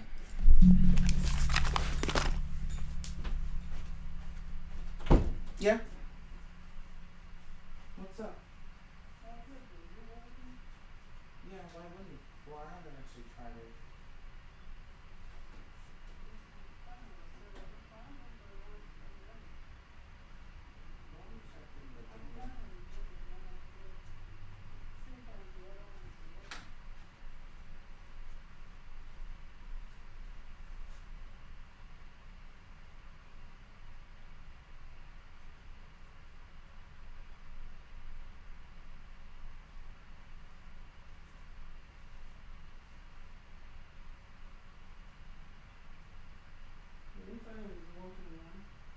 Yeah, it's working. I'm using it right now. So what does that say?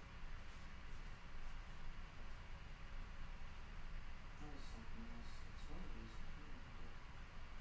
It's not two. It's number three. It's one of these.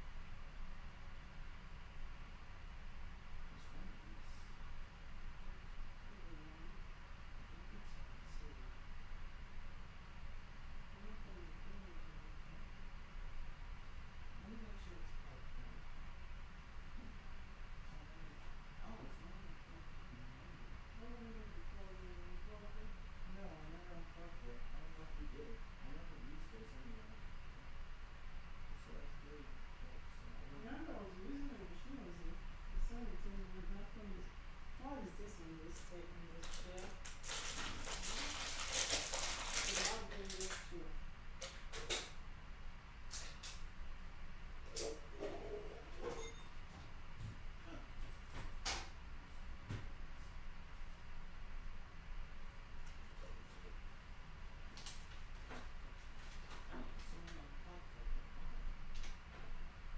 Or maybe I unplugged it. I don't know. Yeah, I don't see you using this stuff. I think I see the lights too. Yeah. Oh. It's not working. Okay, thought so. What is this saying? It Color says unavailable. What did you put? I didn't do anything. Oh. Color color. Is that on the right list? Yeah, it is. It should be number three. Or is it one? So it's not working. Okay. So it's because of the volume. You have been trying. You feel like it's not working. I would call. I'm not calling you. I'm just going to see. Okay. I'm not calling you right now. Okay.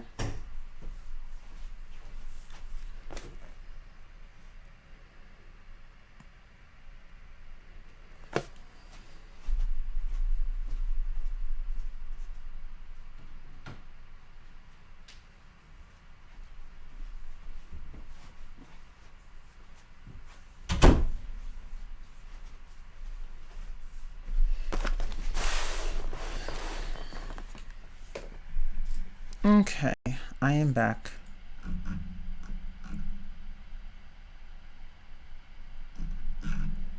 Oh, you see what I mean? Okay, good.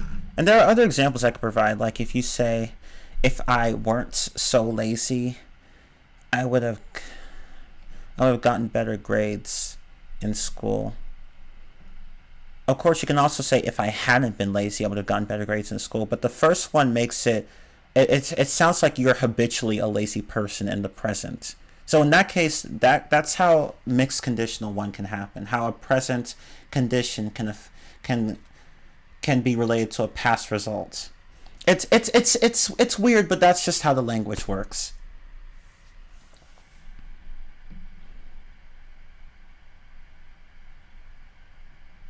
Let's transform our quote into a conditional, guys. I think, therefore I am. Okay, so if I think, I am. If I think, I am.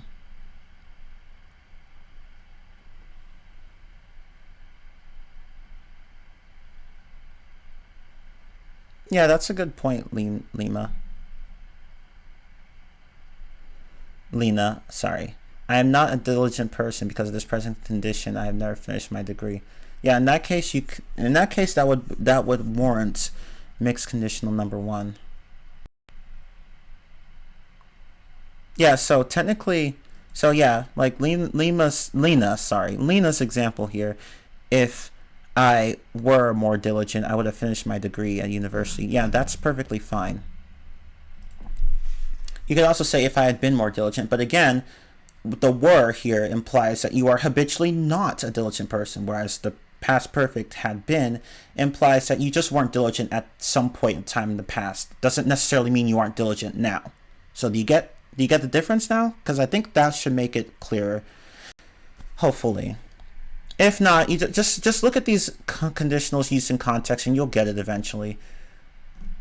One thing I should point out is that mixed conditionals are not very common in spoken and written English. You will hear them, of course. They occur, but only occasionally. Usually it's the other conditionals that are used more often. Mixed conditionals are not used very often. So don't worry too much about these because you're not going to use them very much. But you will hear them and see them used. But anyway, we have 30 minutes left, so let's go ahead and get some exercises done. We have enough time for some exercises.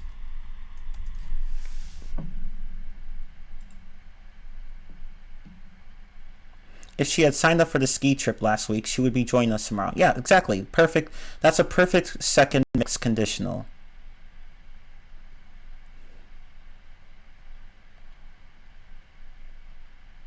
Do we usually use the mixed conditionals in writing?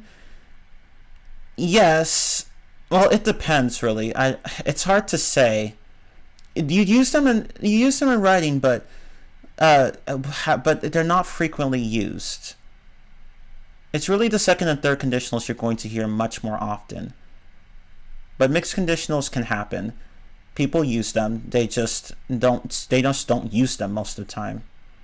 But it doesn't hurt to be aware of them, though, because if you're not aware of them and you read a sentence like, if I were you, I wouldn't have done that, or if she hadn't been late, we wouldn't be stuck waiting for her. Well, we wouldn't be stuck waiting for something else. Whatever. You get the idea. Well, yeah, then that can be confusing for you. So yeah, it doesn't hurt to learn mixed conditionals. Oh, you're going to be gone for 5 minutes? Okay.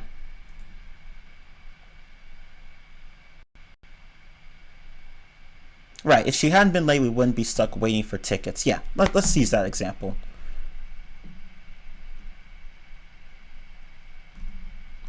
Okay. But anyway, I found an example. Sorry, not an example. I found an exercise here for mixed conditionals.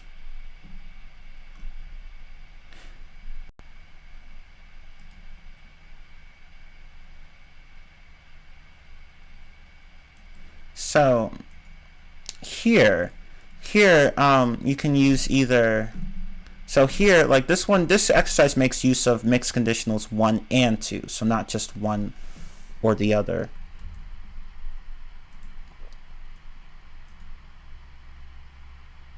If I had bought this before, I would save money. It really should be would have saved. It doesn't quite work that way here.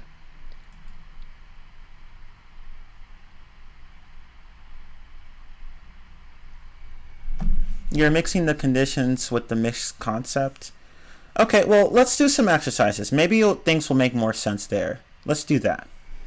So I want everyone to go to this link here.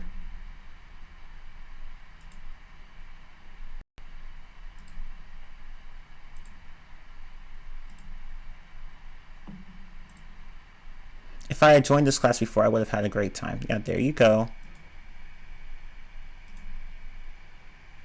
Okay, so go to this, and I want everyone to, instead of just telling me instead of going sentence by sentence, just do the whole exercise by yourself, and then come back and post your answers. But don't post them just yet.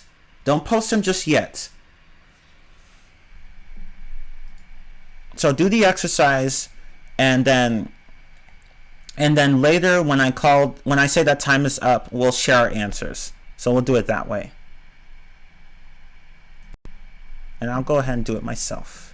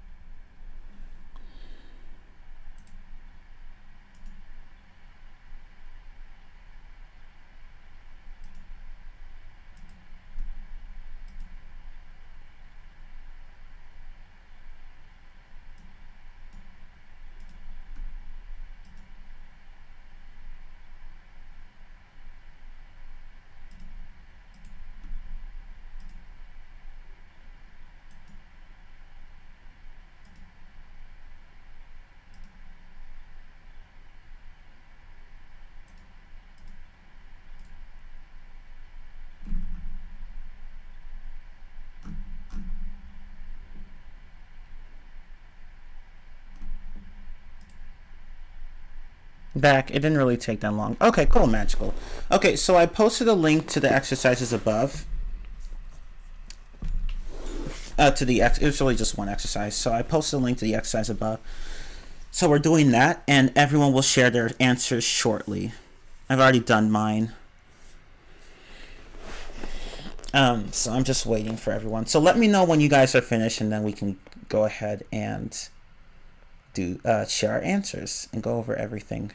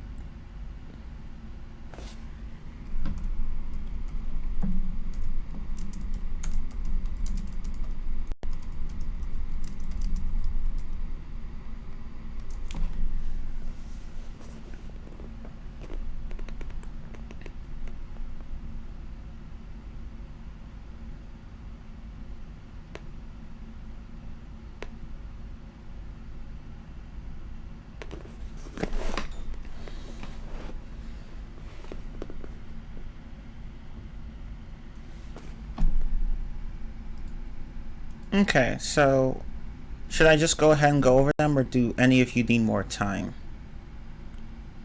And we'll go over every single one of these. So the ones you got wrong, I'll cover those. Although I can see that there are a few spots that might have caused confusion for people.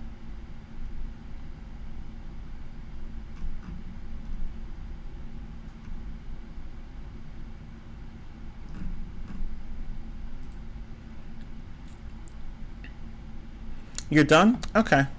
I guess we can go ahead and just get started.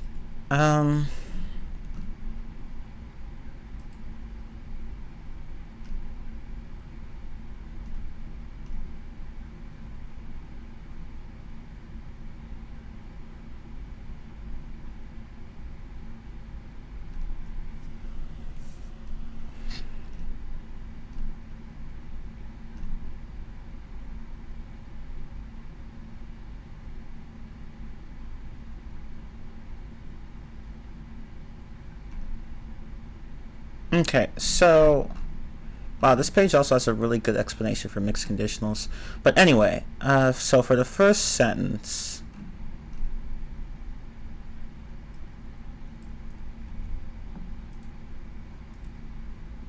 these exercises, I'm glad you think that, Jaspreet. I'm glad.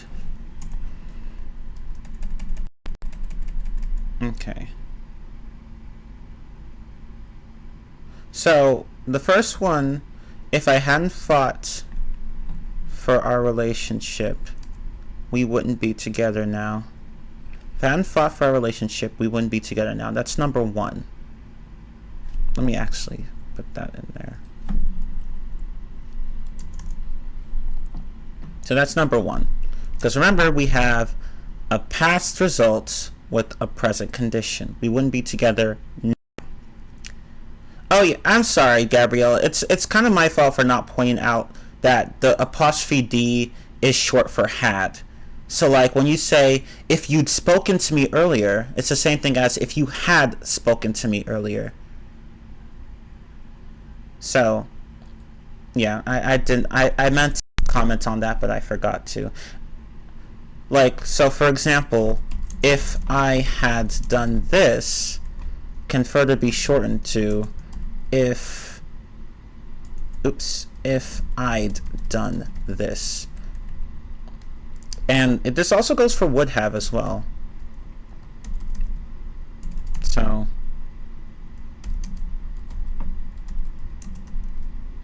well, actually, yeah, so instead of saying he would have given me what I wanted, you can shorten that to he'd have given me.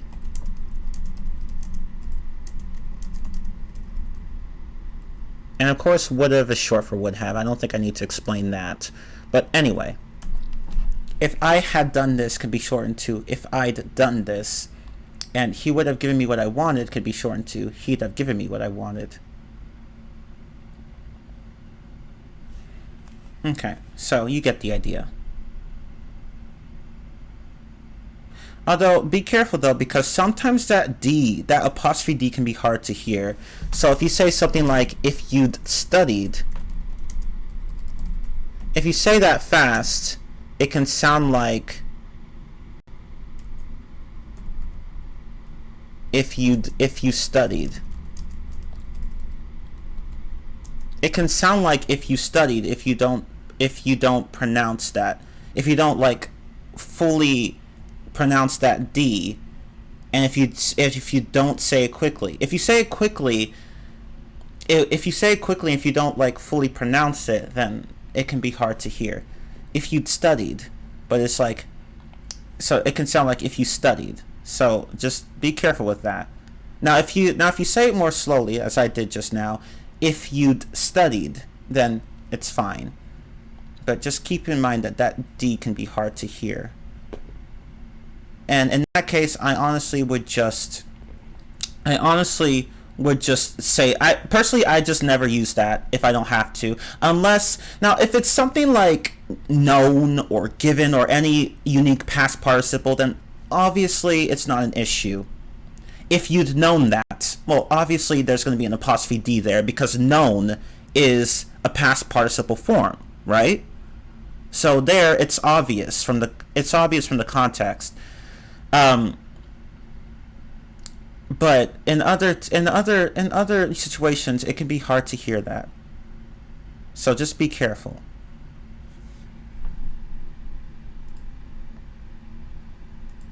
Although you can still tell from the context what the intended meaning is, but still, just be careful.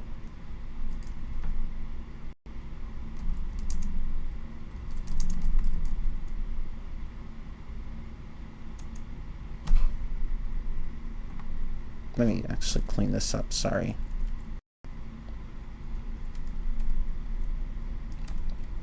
So again, with unique past participles, such as known or given, if you'd given it to me earlier, well, in that case, even if the D isn't fully pronounced, you can still tell it's past perfect.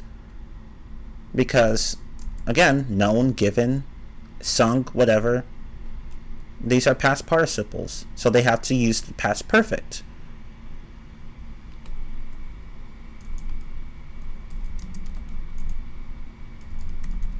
If you'd known that sooner.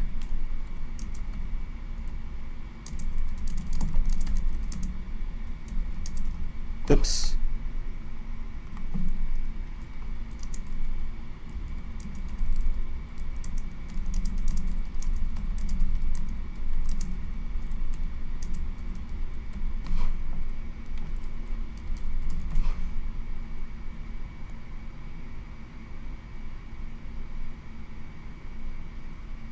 Yeah, so let me modify that comment. If you'd known that sooner, well, even if you don't hear the D sound, it's still obviously the past perfect. If you'd known that sooner.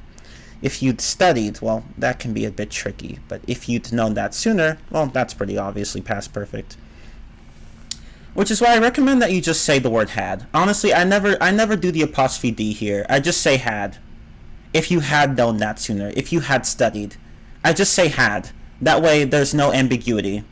Just say had. If you can't pronounce that D, just say had. Just say had. Just say the whole word. It's just 3 letters. Just say the whole word. But if you want to contract, you can. Just, again, make sure you pronounce that sound. Okay, so let's go back to... Yeah, exactly. Just say had. Just say had. Like, natives say had. Like, I say had. Sometimes I don't contract. I just say had. Just say had. It's fine. You can say had in any circumstance, formal or informal. Just say the whole thing. Okay, let's go ahead and continue. So, number two is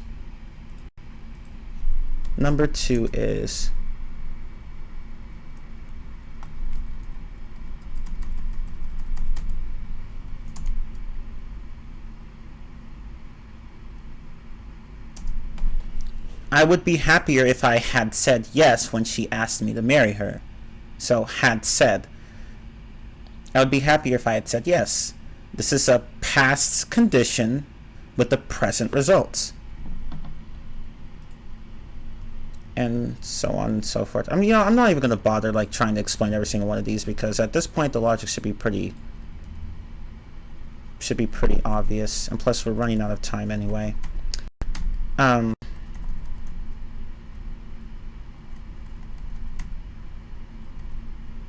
If you weren't such a jerk, they would have invited you to yesterday's party. If you weren't such a jerk, they would have invited you to yesterday's party.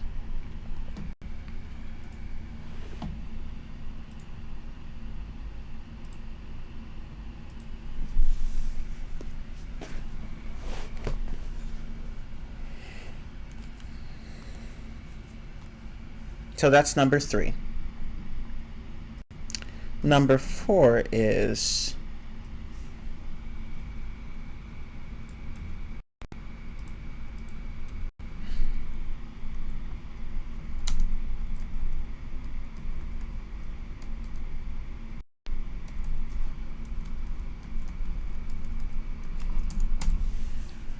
If you had taken a map, as I told you, we wouldn't be lost now.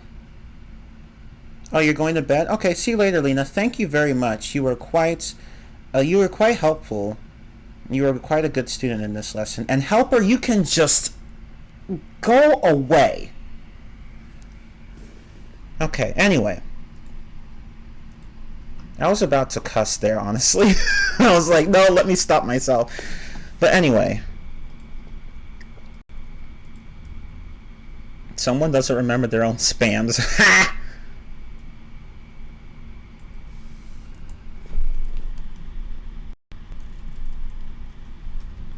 Okay, so number... Did I mention? Yeah, number 4. All right, okay, so number 5. If I didn't love you, I wouldn't have married you last year. Although, you know, gold diggers technically exist, but anyway. Let's talk about number 6.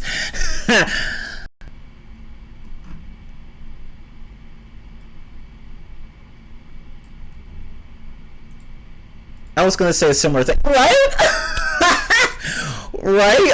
Oh my god. See, great minds think alike.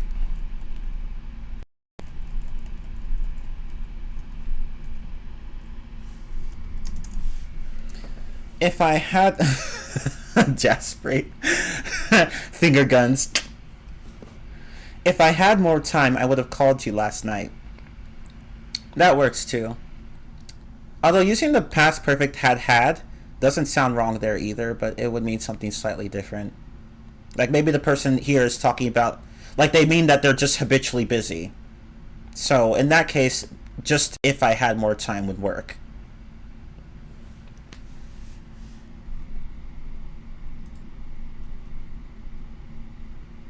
Now number 7. Now this one has a contraction, so it's no surprise that some people got this wrong because I forgot to mention contractions. Although I guess I kind of assumed that everyone was already familiar with them, and I'm sure, and they kind of, and everyone is, but some people might have just forgotten that D, that apostrophe D means had. But yeah, that's okay. So number 7 should be, if you'd accepted that job, you would be miserable now. If you'd accepted that job, you would be miserable now. Honestly, pronouncing the apostrophe D like this just sounds awkward to me. Because if I'm not careful, it'll sound like, if you accepted that job. If you'd accepted that job. I mean, you still hear a slight D sound in there, but honestly, I just prefer to say had. I would just say had. Like, just say had. If that D sound is giving you problems, just say had.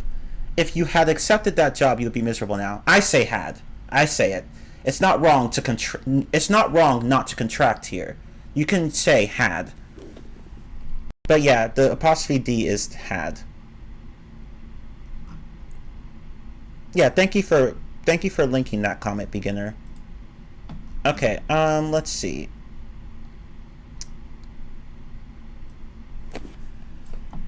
Okay, now this one it can also be would in some contexts. Yeah, exactly. But anyway, let's go to number 8. I'm afraid of flying. If I wasn't afraid of flying, we'd have traveled by now. Ew! I don't like that spelling. It's not wrong, but I don't like it. Anyway. It should be... I prefer that travel be spelled with just one L. Okay. I'm afraid of flying. If I wasn't afraid of flying, we'd have traveled by plane. Okay, so in this case, wasn't is used as an alternative to weren't. Like, if I weren't afraid of flying. In this case, you can say either wasn't or weren't. So, in that case, you can say either one. But since they provided wasn't as a choice instead of weren't, we had to use that one. We had to use that one. So, anyway. Yeah, it's American and British English. Yeah, it's that distinction. Because in British English, you can spell it like that. You can spell traveled with 2 L's. But like, I'm just like, no. I like having it spelled with only 1 L. But anyway. But yeah, it should be wasn't in this case.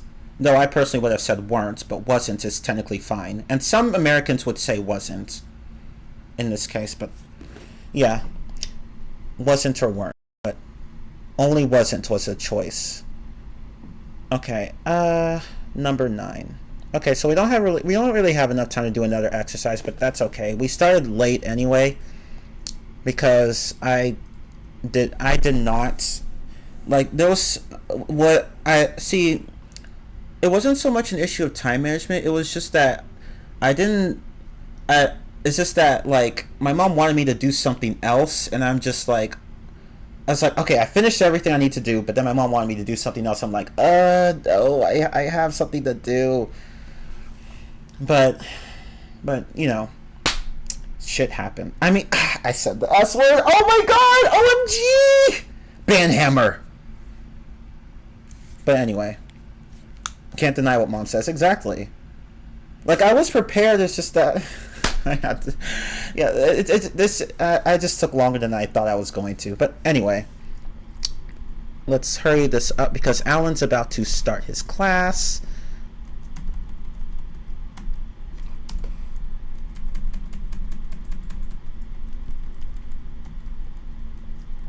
OMG, I said the S word. I shall go and wash my mouth out with soap. But anyway, number 9. If you'd taken Dad's car without permission last night, you might be in trouble. Okay, I'm gonna just capitalize dad's here because that's a proper noun. But anyway, if you'd taken Dad's car without permission last night, you might be in trouble. Anyway, number 9. I'm sorry.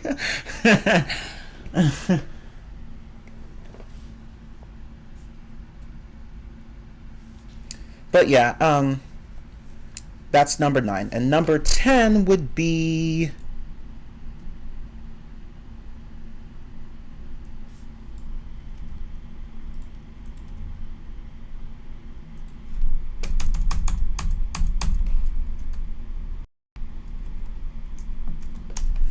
Ooh, let me fix that. Number 10 is... You wouldn't have this job if I hadn't prepared you for the interview. You wouldn't have this job if I hadn't prepared you for the interview. So yeah, those are the answers. So now you get the idea that the mixed conditional, with either one, has a condition to result in like 2 different time frames. So they won't always both be in the present, and they always won't both be in the past. It depends on the situation. Sometimes one can be in the present, and sometimes one can be in the past.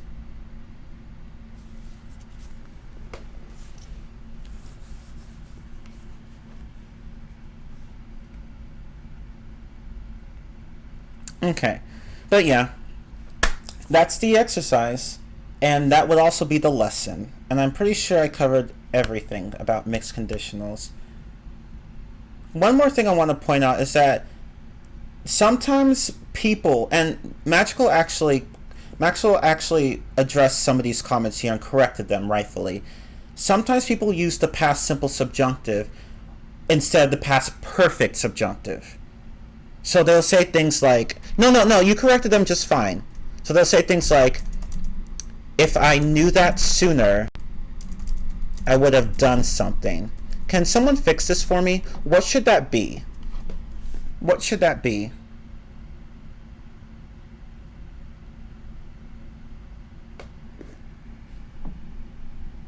Yeah, exactly. It should be if I had known that sooner. If I had known that sooner. Oops.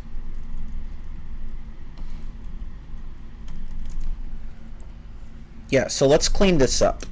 If I had known that sooner, I would have done something. So, but native speakers will do stuff like this all the time. They'll use the past simple instead of the past perfect here, when the past perfect would be more accurate. So it's standard to use the past perfect here. But sometimes people use the past simple instead. That's non-standard, but you know, typically the context will make it obvious as to what meaning they intended to say, what meaning the natives intend to say. So even if you hear something like "if I knew that sooner," you can see that they clearly meant "if I had known that sooner." So usually the context will make it clear what meaning isn't what's intended, but still I recommend that you just stick with the standard form. Because remember, there are times where you can use either the past perfect or past simple in this case. In the subjunctive mood, you can use either. Like, if I weren't so lazy, I would have gotten all this done. Or if I hadn't been so lazy, I would have gotten all this done. In that case, you need to be careful with which one you choose. Because, again, either form can work, but they mean different things. One's for the present, the other's for the past. So, again, just use these forms as they're intended. So just remember that. And not all natives will do stuff like this. Not all of them will use the past simple instead of the past perfect. I don't. And it would sound weird to me if anyone did. But some people do. Some people do. So it's like a 50% chance of like finding someone who will say something like this, and a 50% chance of finding someone who will not. So yeah, it's better to be accustomed to the standard because yeah, that's the thing. With the standard form, it's the form that no one is going to contest. It's the form that everyone will accept, regardless of dialect. Everyone will accept it. Now, of course, not everyone will speak like that. That's why dialects are a thing, but it's what everyone will accept. Like, it's the form that's widely used in official and formal institutions. So, regardless of what dialect you come across, if you speak in standard English, well, no one can really complain about that. Of course, not everyone's going to want to use that, but that's the thing. Yeah, it's a theoretical probability, really. Or subjective. I think subjective would be the technical term, but whatever. But yeah, you get the idea. Just go with the standard. Anyway, that's all I wanted to say. I think I pointed out everything I needed to talk about regarding conditionals and mixed conditionals in particular. So yeah, like I think that's it for the lesson. And I know Alan's waiting patiently. We went a little bit over, but that's okay. So I hope that this lesson actually helped you guys understand not just mixed conditionals, but conditionals in general. And okay, yeah, good.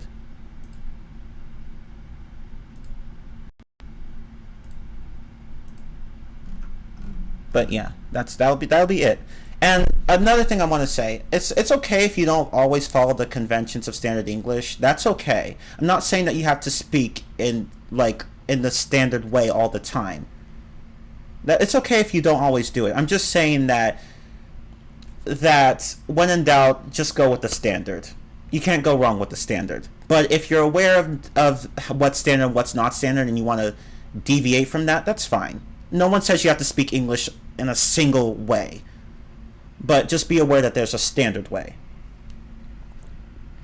But anyway. You have something you want to say, Magical? Dang, in fact, we've been so pressed for time that I didn't even get to, well, no one really has any hands raised, but I didn't really get to address questions.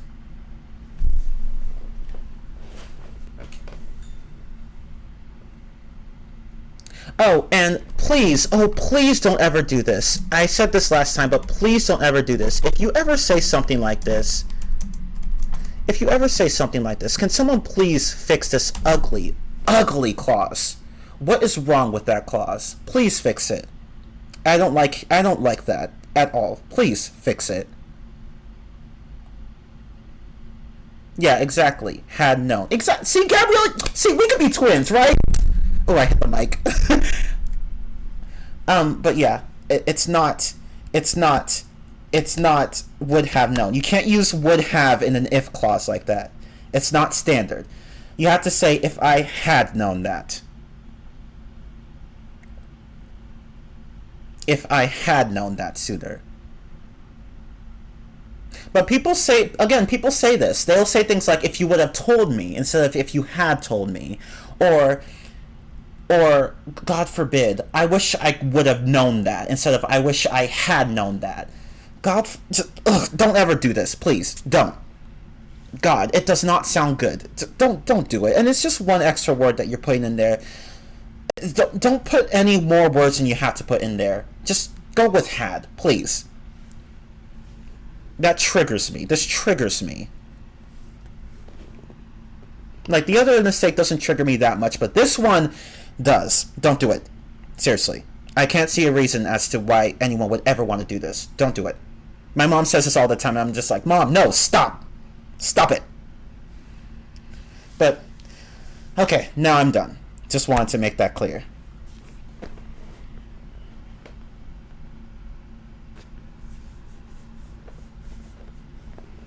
Okay, so let's go ahead and... Yeah, had I known that sooner also works. Yeah, again, remember, you can invert. Yeah, that's fine. So, if I would have known that sooner is non-standard. If I had known that sooner is the standard form. So just remember that. And let me boldface these. Oh, this class has been going on for like 2.5 hours, but I'm about to end it. So let me go ahead and end it, and Alan can start his class. I know you all love Alan's class. I recommend his classes too. He focuses more on comprehensible input than on making sure everyone speaks grammatically accurately. Oh yeah, Magical wanted to do something, but I'm not sure what are you trying to do? I'm just curious because I'm sure Alan wouldn't mind waiting, but I'm just curious. Oh, he's making us okay, I see. Okay, I'll wait then. I'll wait. Sorry, I'll wait. I didn't know. Yeah. Okay, but he's probably making a recap of everything or whatever. That's fine. I'll just wait. If I had known about this class before, I would be smarter now. See, there you go. You got a mixed conditional there. Although it should be had known, but I got what you meant. You put had know instead of had known, but that's not really the point. You got it anyway.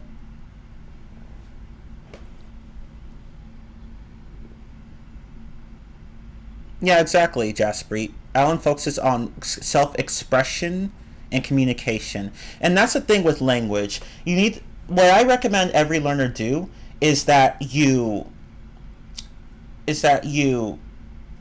focus on being able to communicate and be understood, and being able to express yourself. Don't focus so much on grammatical accuracy. That will happen over time. When you're highly advanced, then you can go back and fix your grammar, because at this point it's just a matter of polishing what you already know.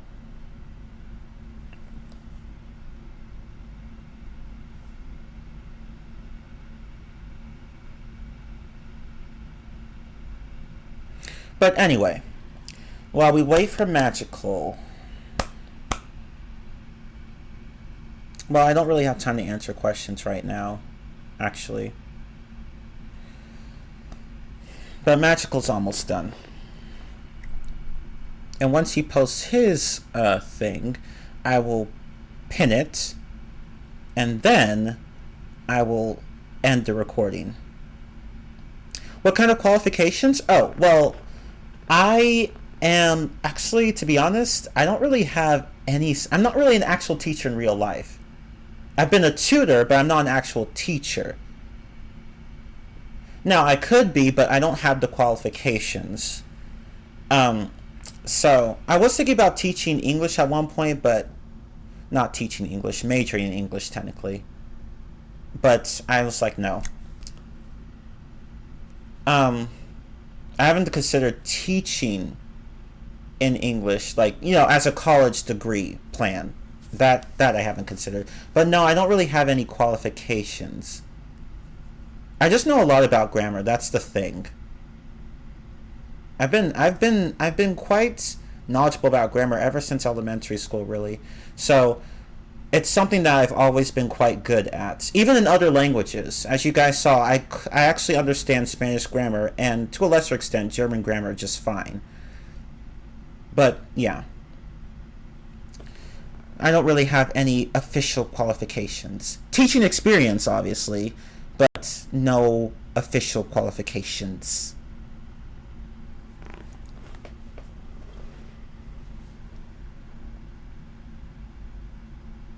You got a 5 in English with your GCSE? Oh, okay. A-level English seems scary. Yeah.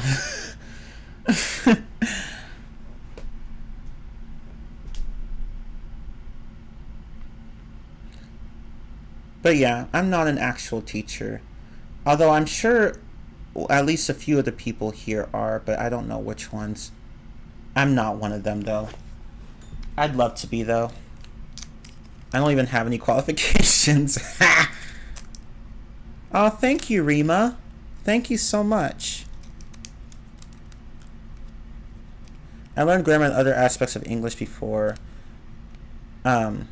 I'm just learning how to express myself verbally. Yeah, I recommend that you save the grammar for when you're an advanced student. Because then it will make more sense to you. You're like, oh, okay, I know this and this and this. Oh, but I didn't know that. Let me fix that. So, see, you get it? Like, it's like you're... Like, I know it's counterintuitive, but if you start with the grammar first, you're not going to understand anything. You won't be able to fully understand language's grammar until after you've had plenty of experience with it. Then you go back, and then everything will make sense.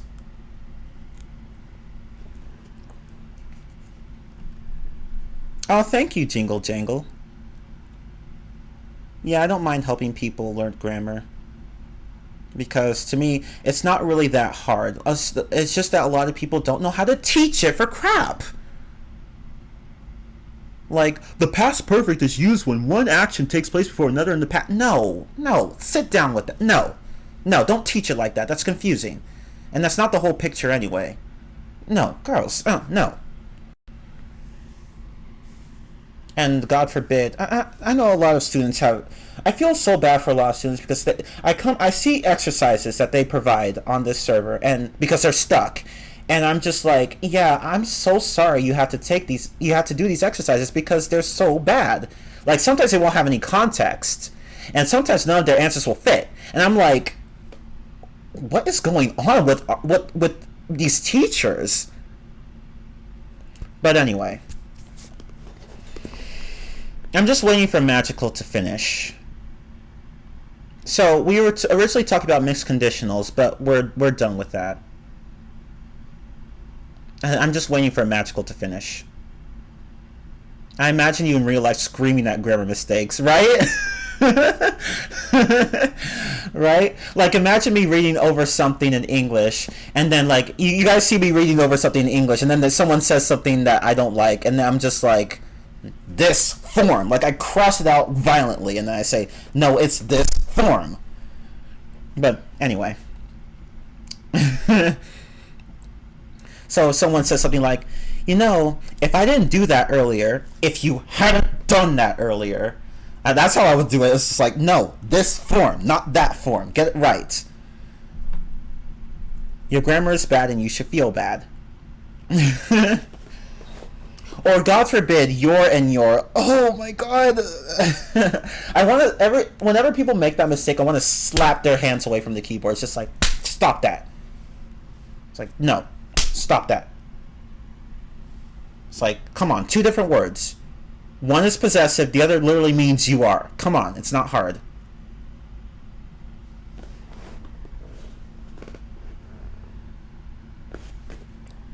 I think I know enough of grammar. I just want to work on my spoken English and communication skills now. That's good, yeah. You don't have to have a master's degree or a PhD to be a teacher. You got to have a mindset, enthusiasm, interest, and a good heart to be a good teacher. Exactly. You all are saying such insightful things.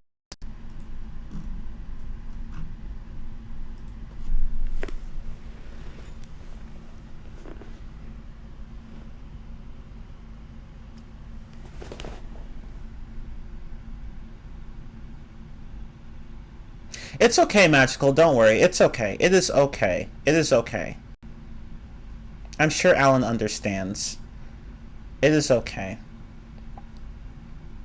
Yeah, Discord is rather particular about that 2,000 character limit, I think. I think that's what it is.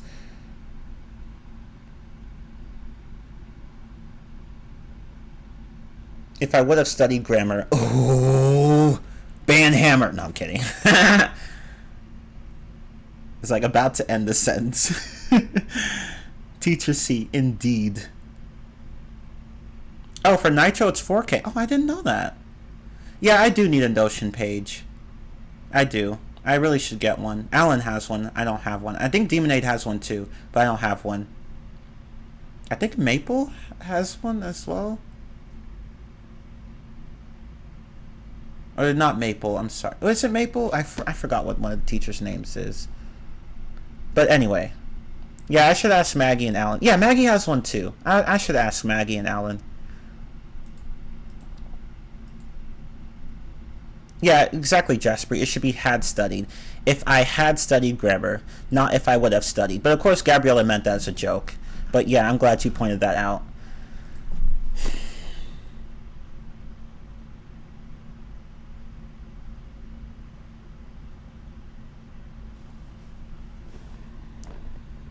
Oh, Ducky? I don't remember who has... I honestly don't remember who has Notion pages, but I know at least... I know that Alan himself has one.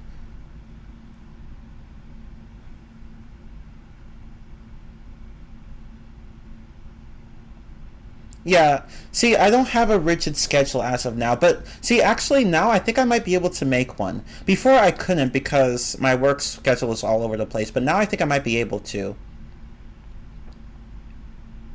So, like, it'll be Tuesdays and Wednesdays only. Thursdays, no. Tuesdays and Wednesdays, yeah. I think I'll have classes on those days. Like, before I couldn't, but now I can. Okay, just waiting for Magical.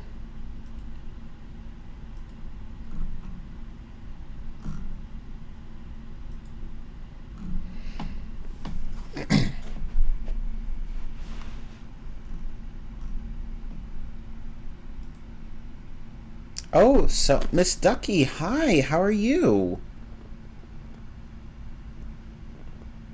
How art thou? Art thou well?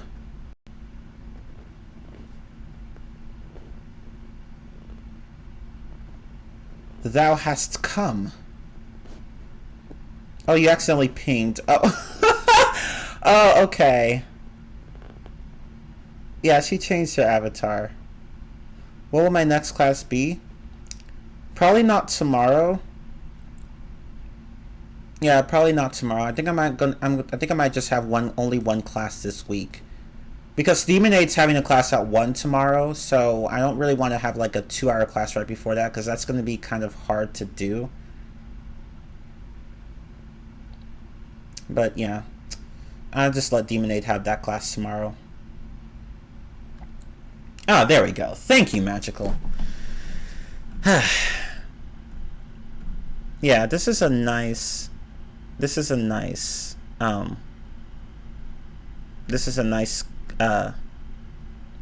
summary of everything. And he even included stuff like independent and dependent clauses, as well as commas.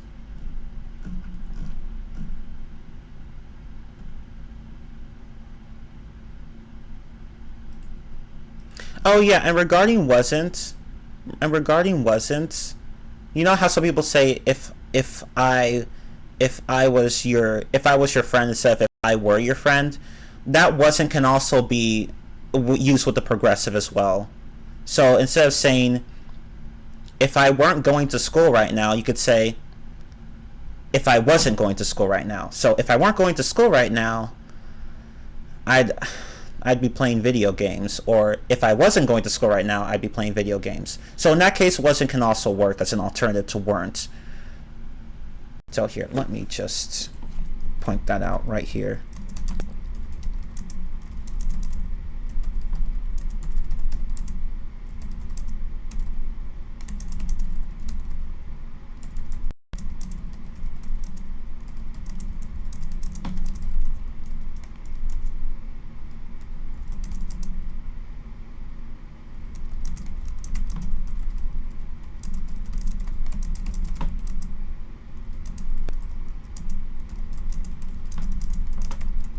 Yeah, I'm gonna pin it in a moment.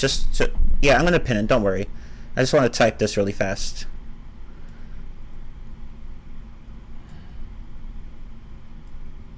So in this case, you can say either of these.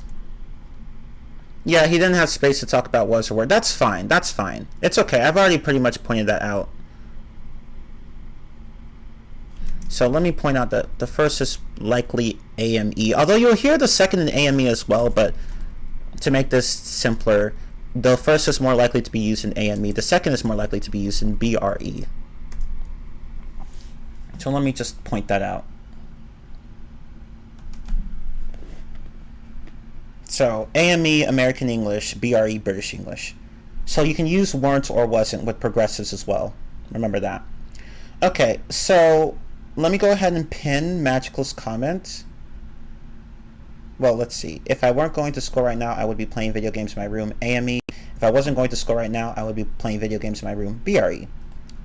That's a general trend, of course. Again, it's not always going to be exactly like that, but yeah. But yeah, that's a trend. So let me go ahead and pin that.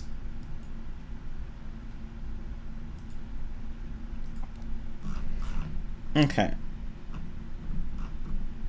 So let me so that people can see the in the recording can see the Magical's entire summary. Let me just slowly scroll over it.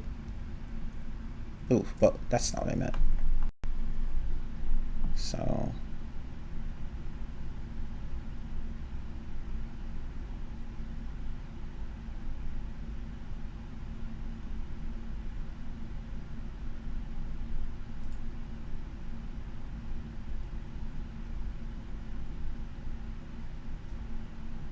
okay.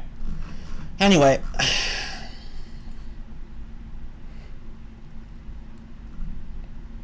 yeah, and the indicative mood was is like singular and were is plural.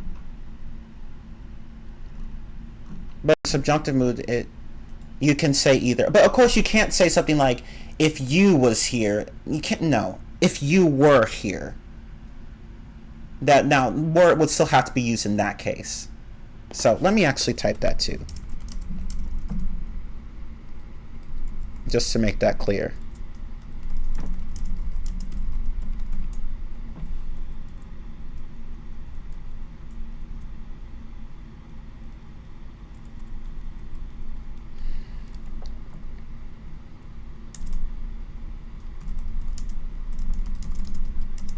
So you still have to conjugate correctly in the case of the word, in the case of you or we or they.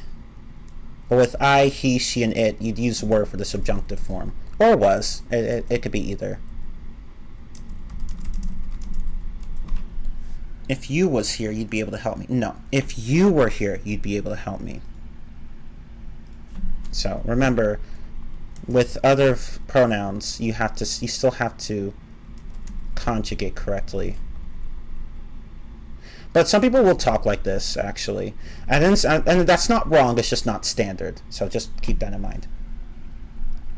Okay, I really should be ending this class. I don't want to keep Alan waiting any longer. I really do not want to keep him waiting any longer. But I'm grateful that he's been so patient. Okay, I think I've talked about everything I could about conditionals. Thank you, Gabriella. Thank you for being here. It's nice to have someone like you watching my lesson and actually participating in it.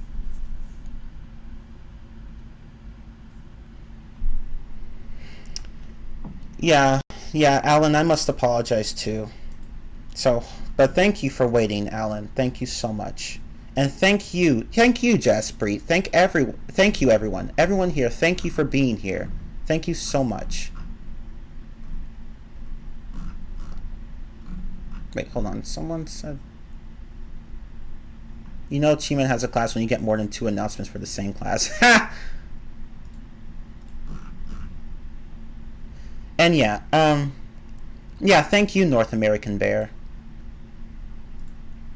And and Discobot and New and everyone else who's here, Rima, everyone. Thank you all so much. And yeah, I will post this recording on my English channel, like English with Mr. C, on my YouTube channel. I will post the recording of this lesson there. But again, thank you all so much. Both anyone else who's here, thank you. And now you get to go and watch Alan's awesome class. But anyway, thank you all so much for being here, and I will stop the recording. Oh, hey, Emma, wie geht's dir? How are you doing? Oh, thank you, Half Moon and Beginner Snow. But yeah, bye, everyone.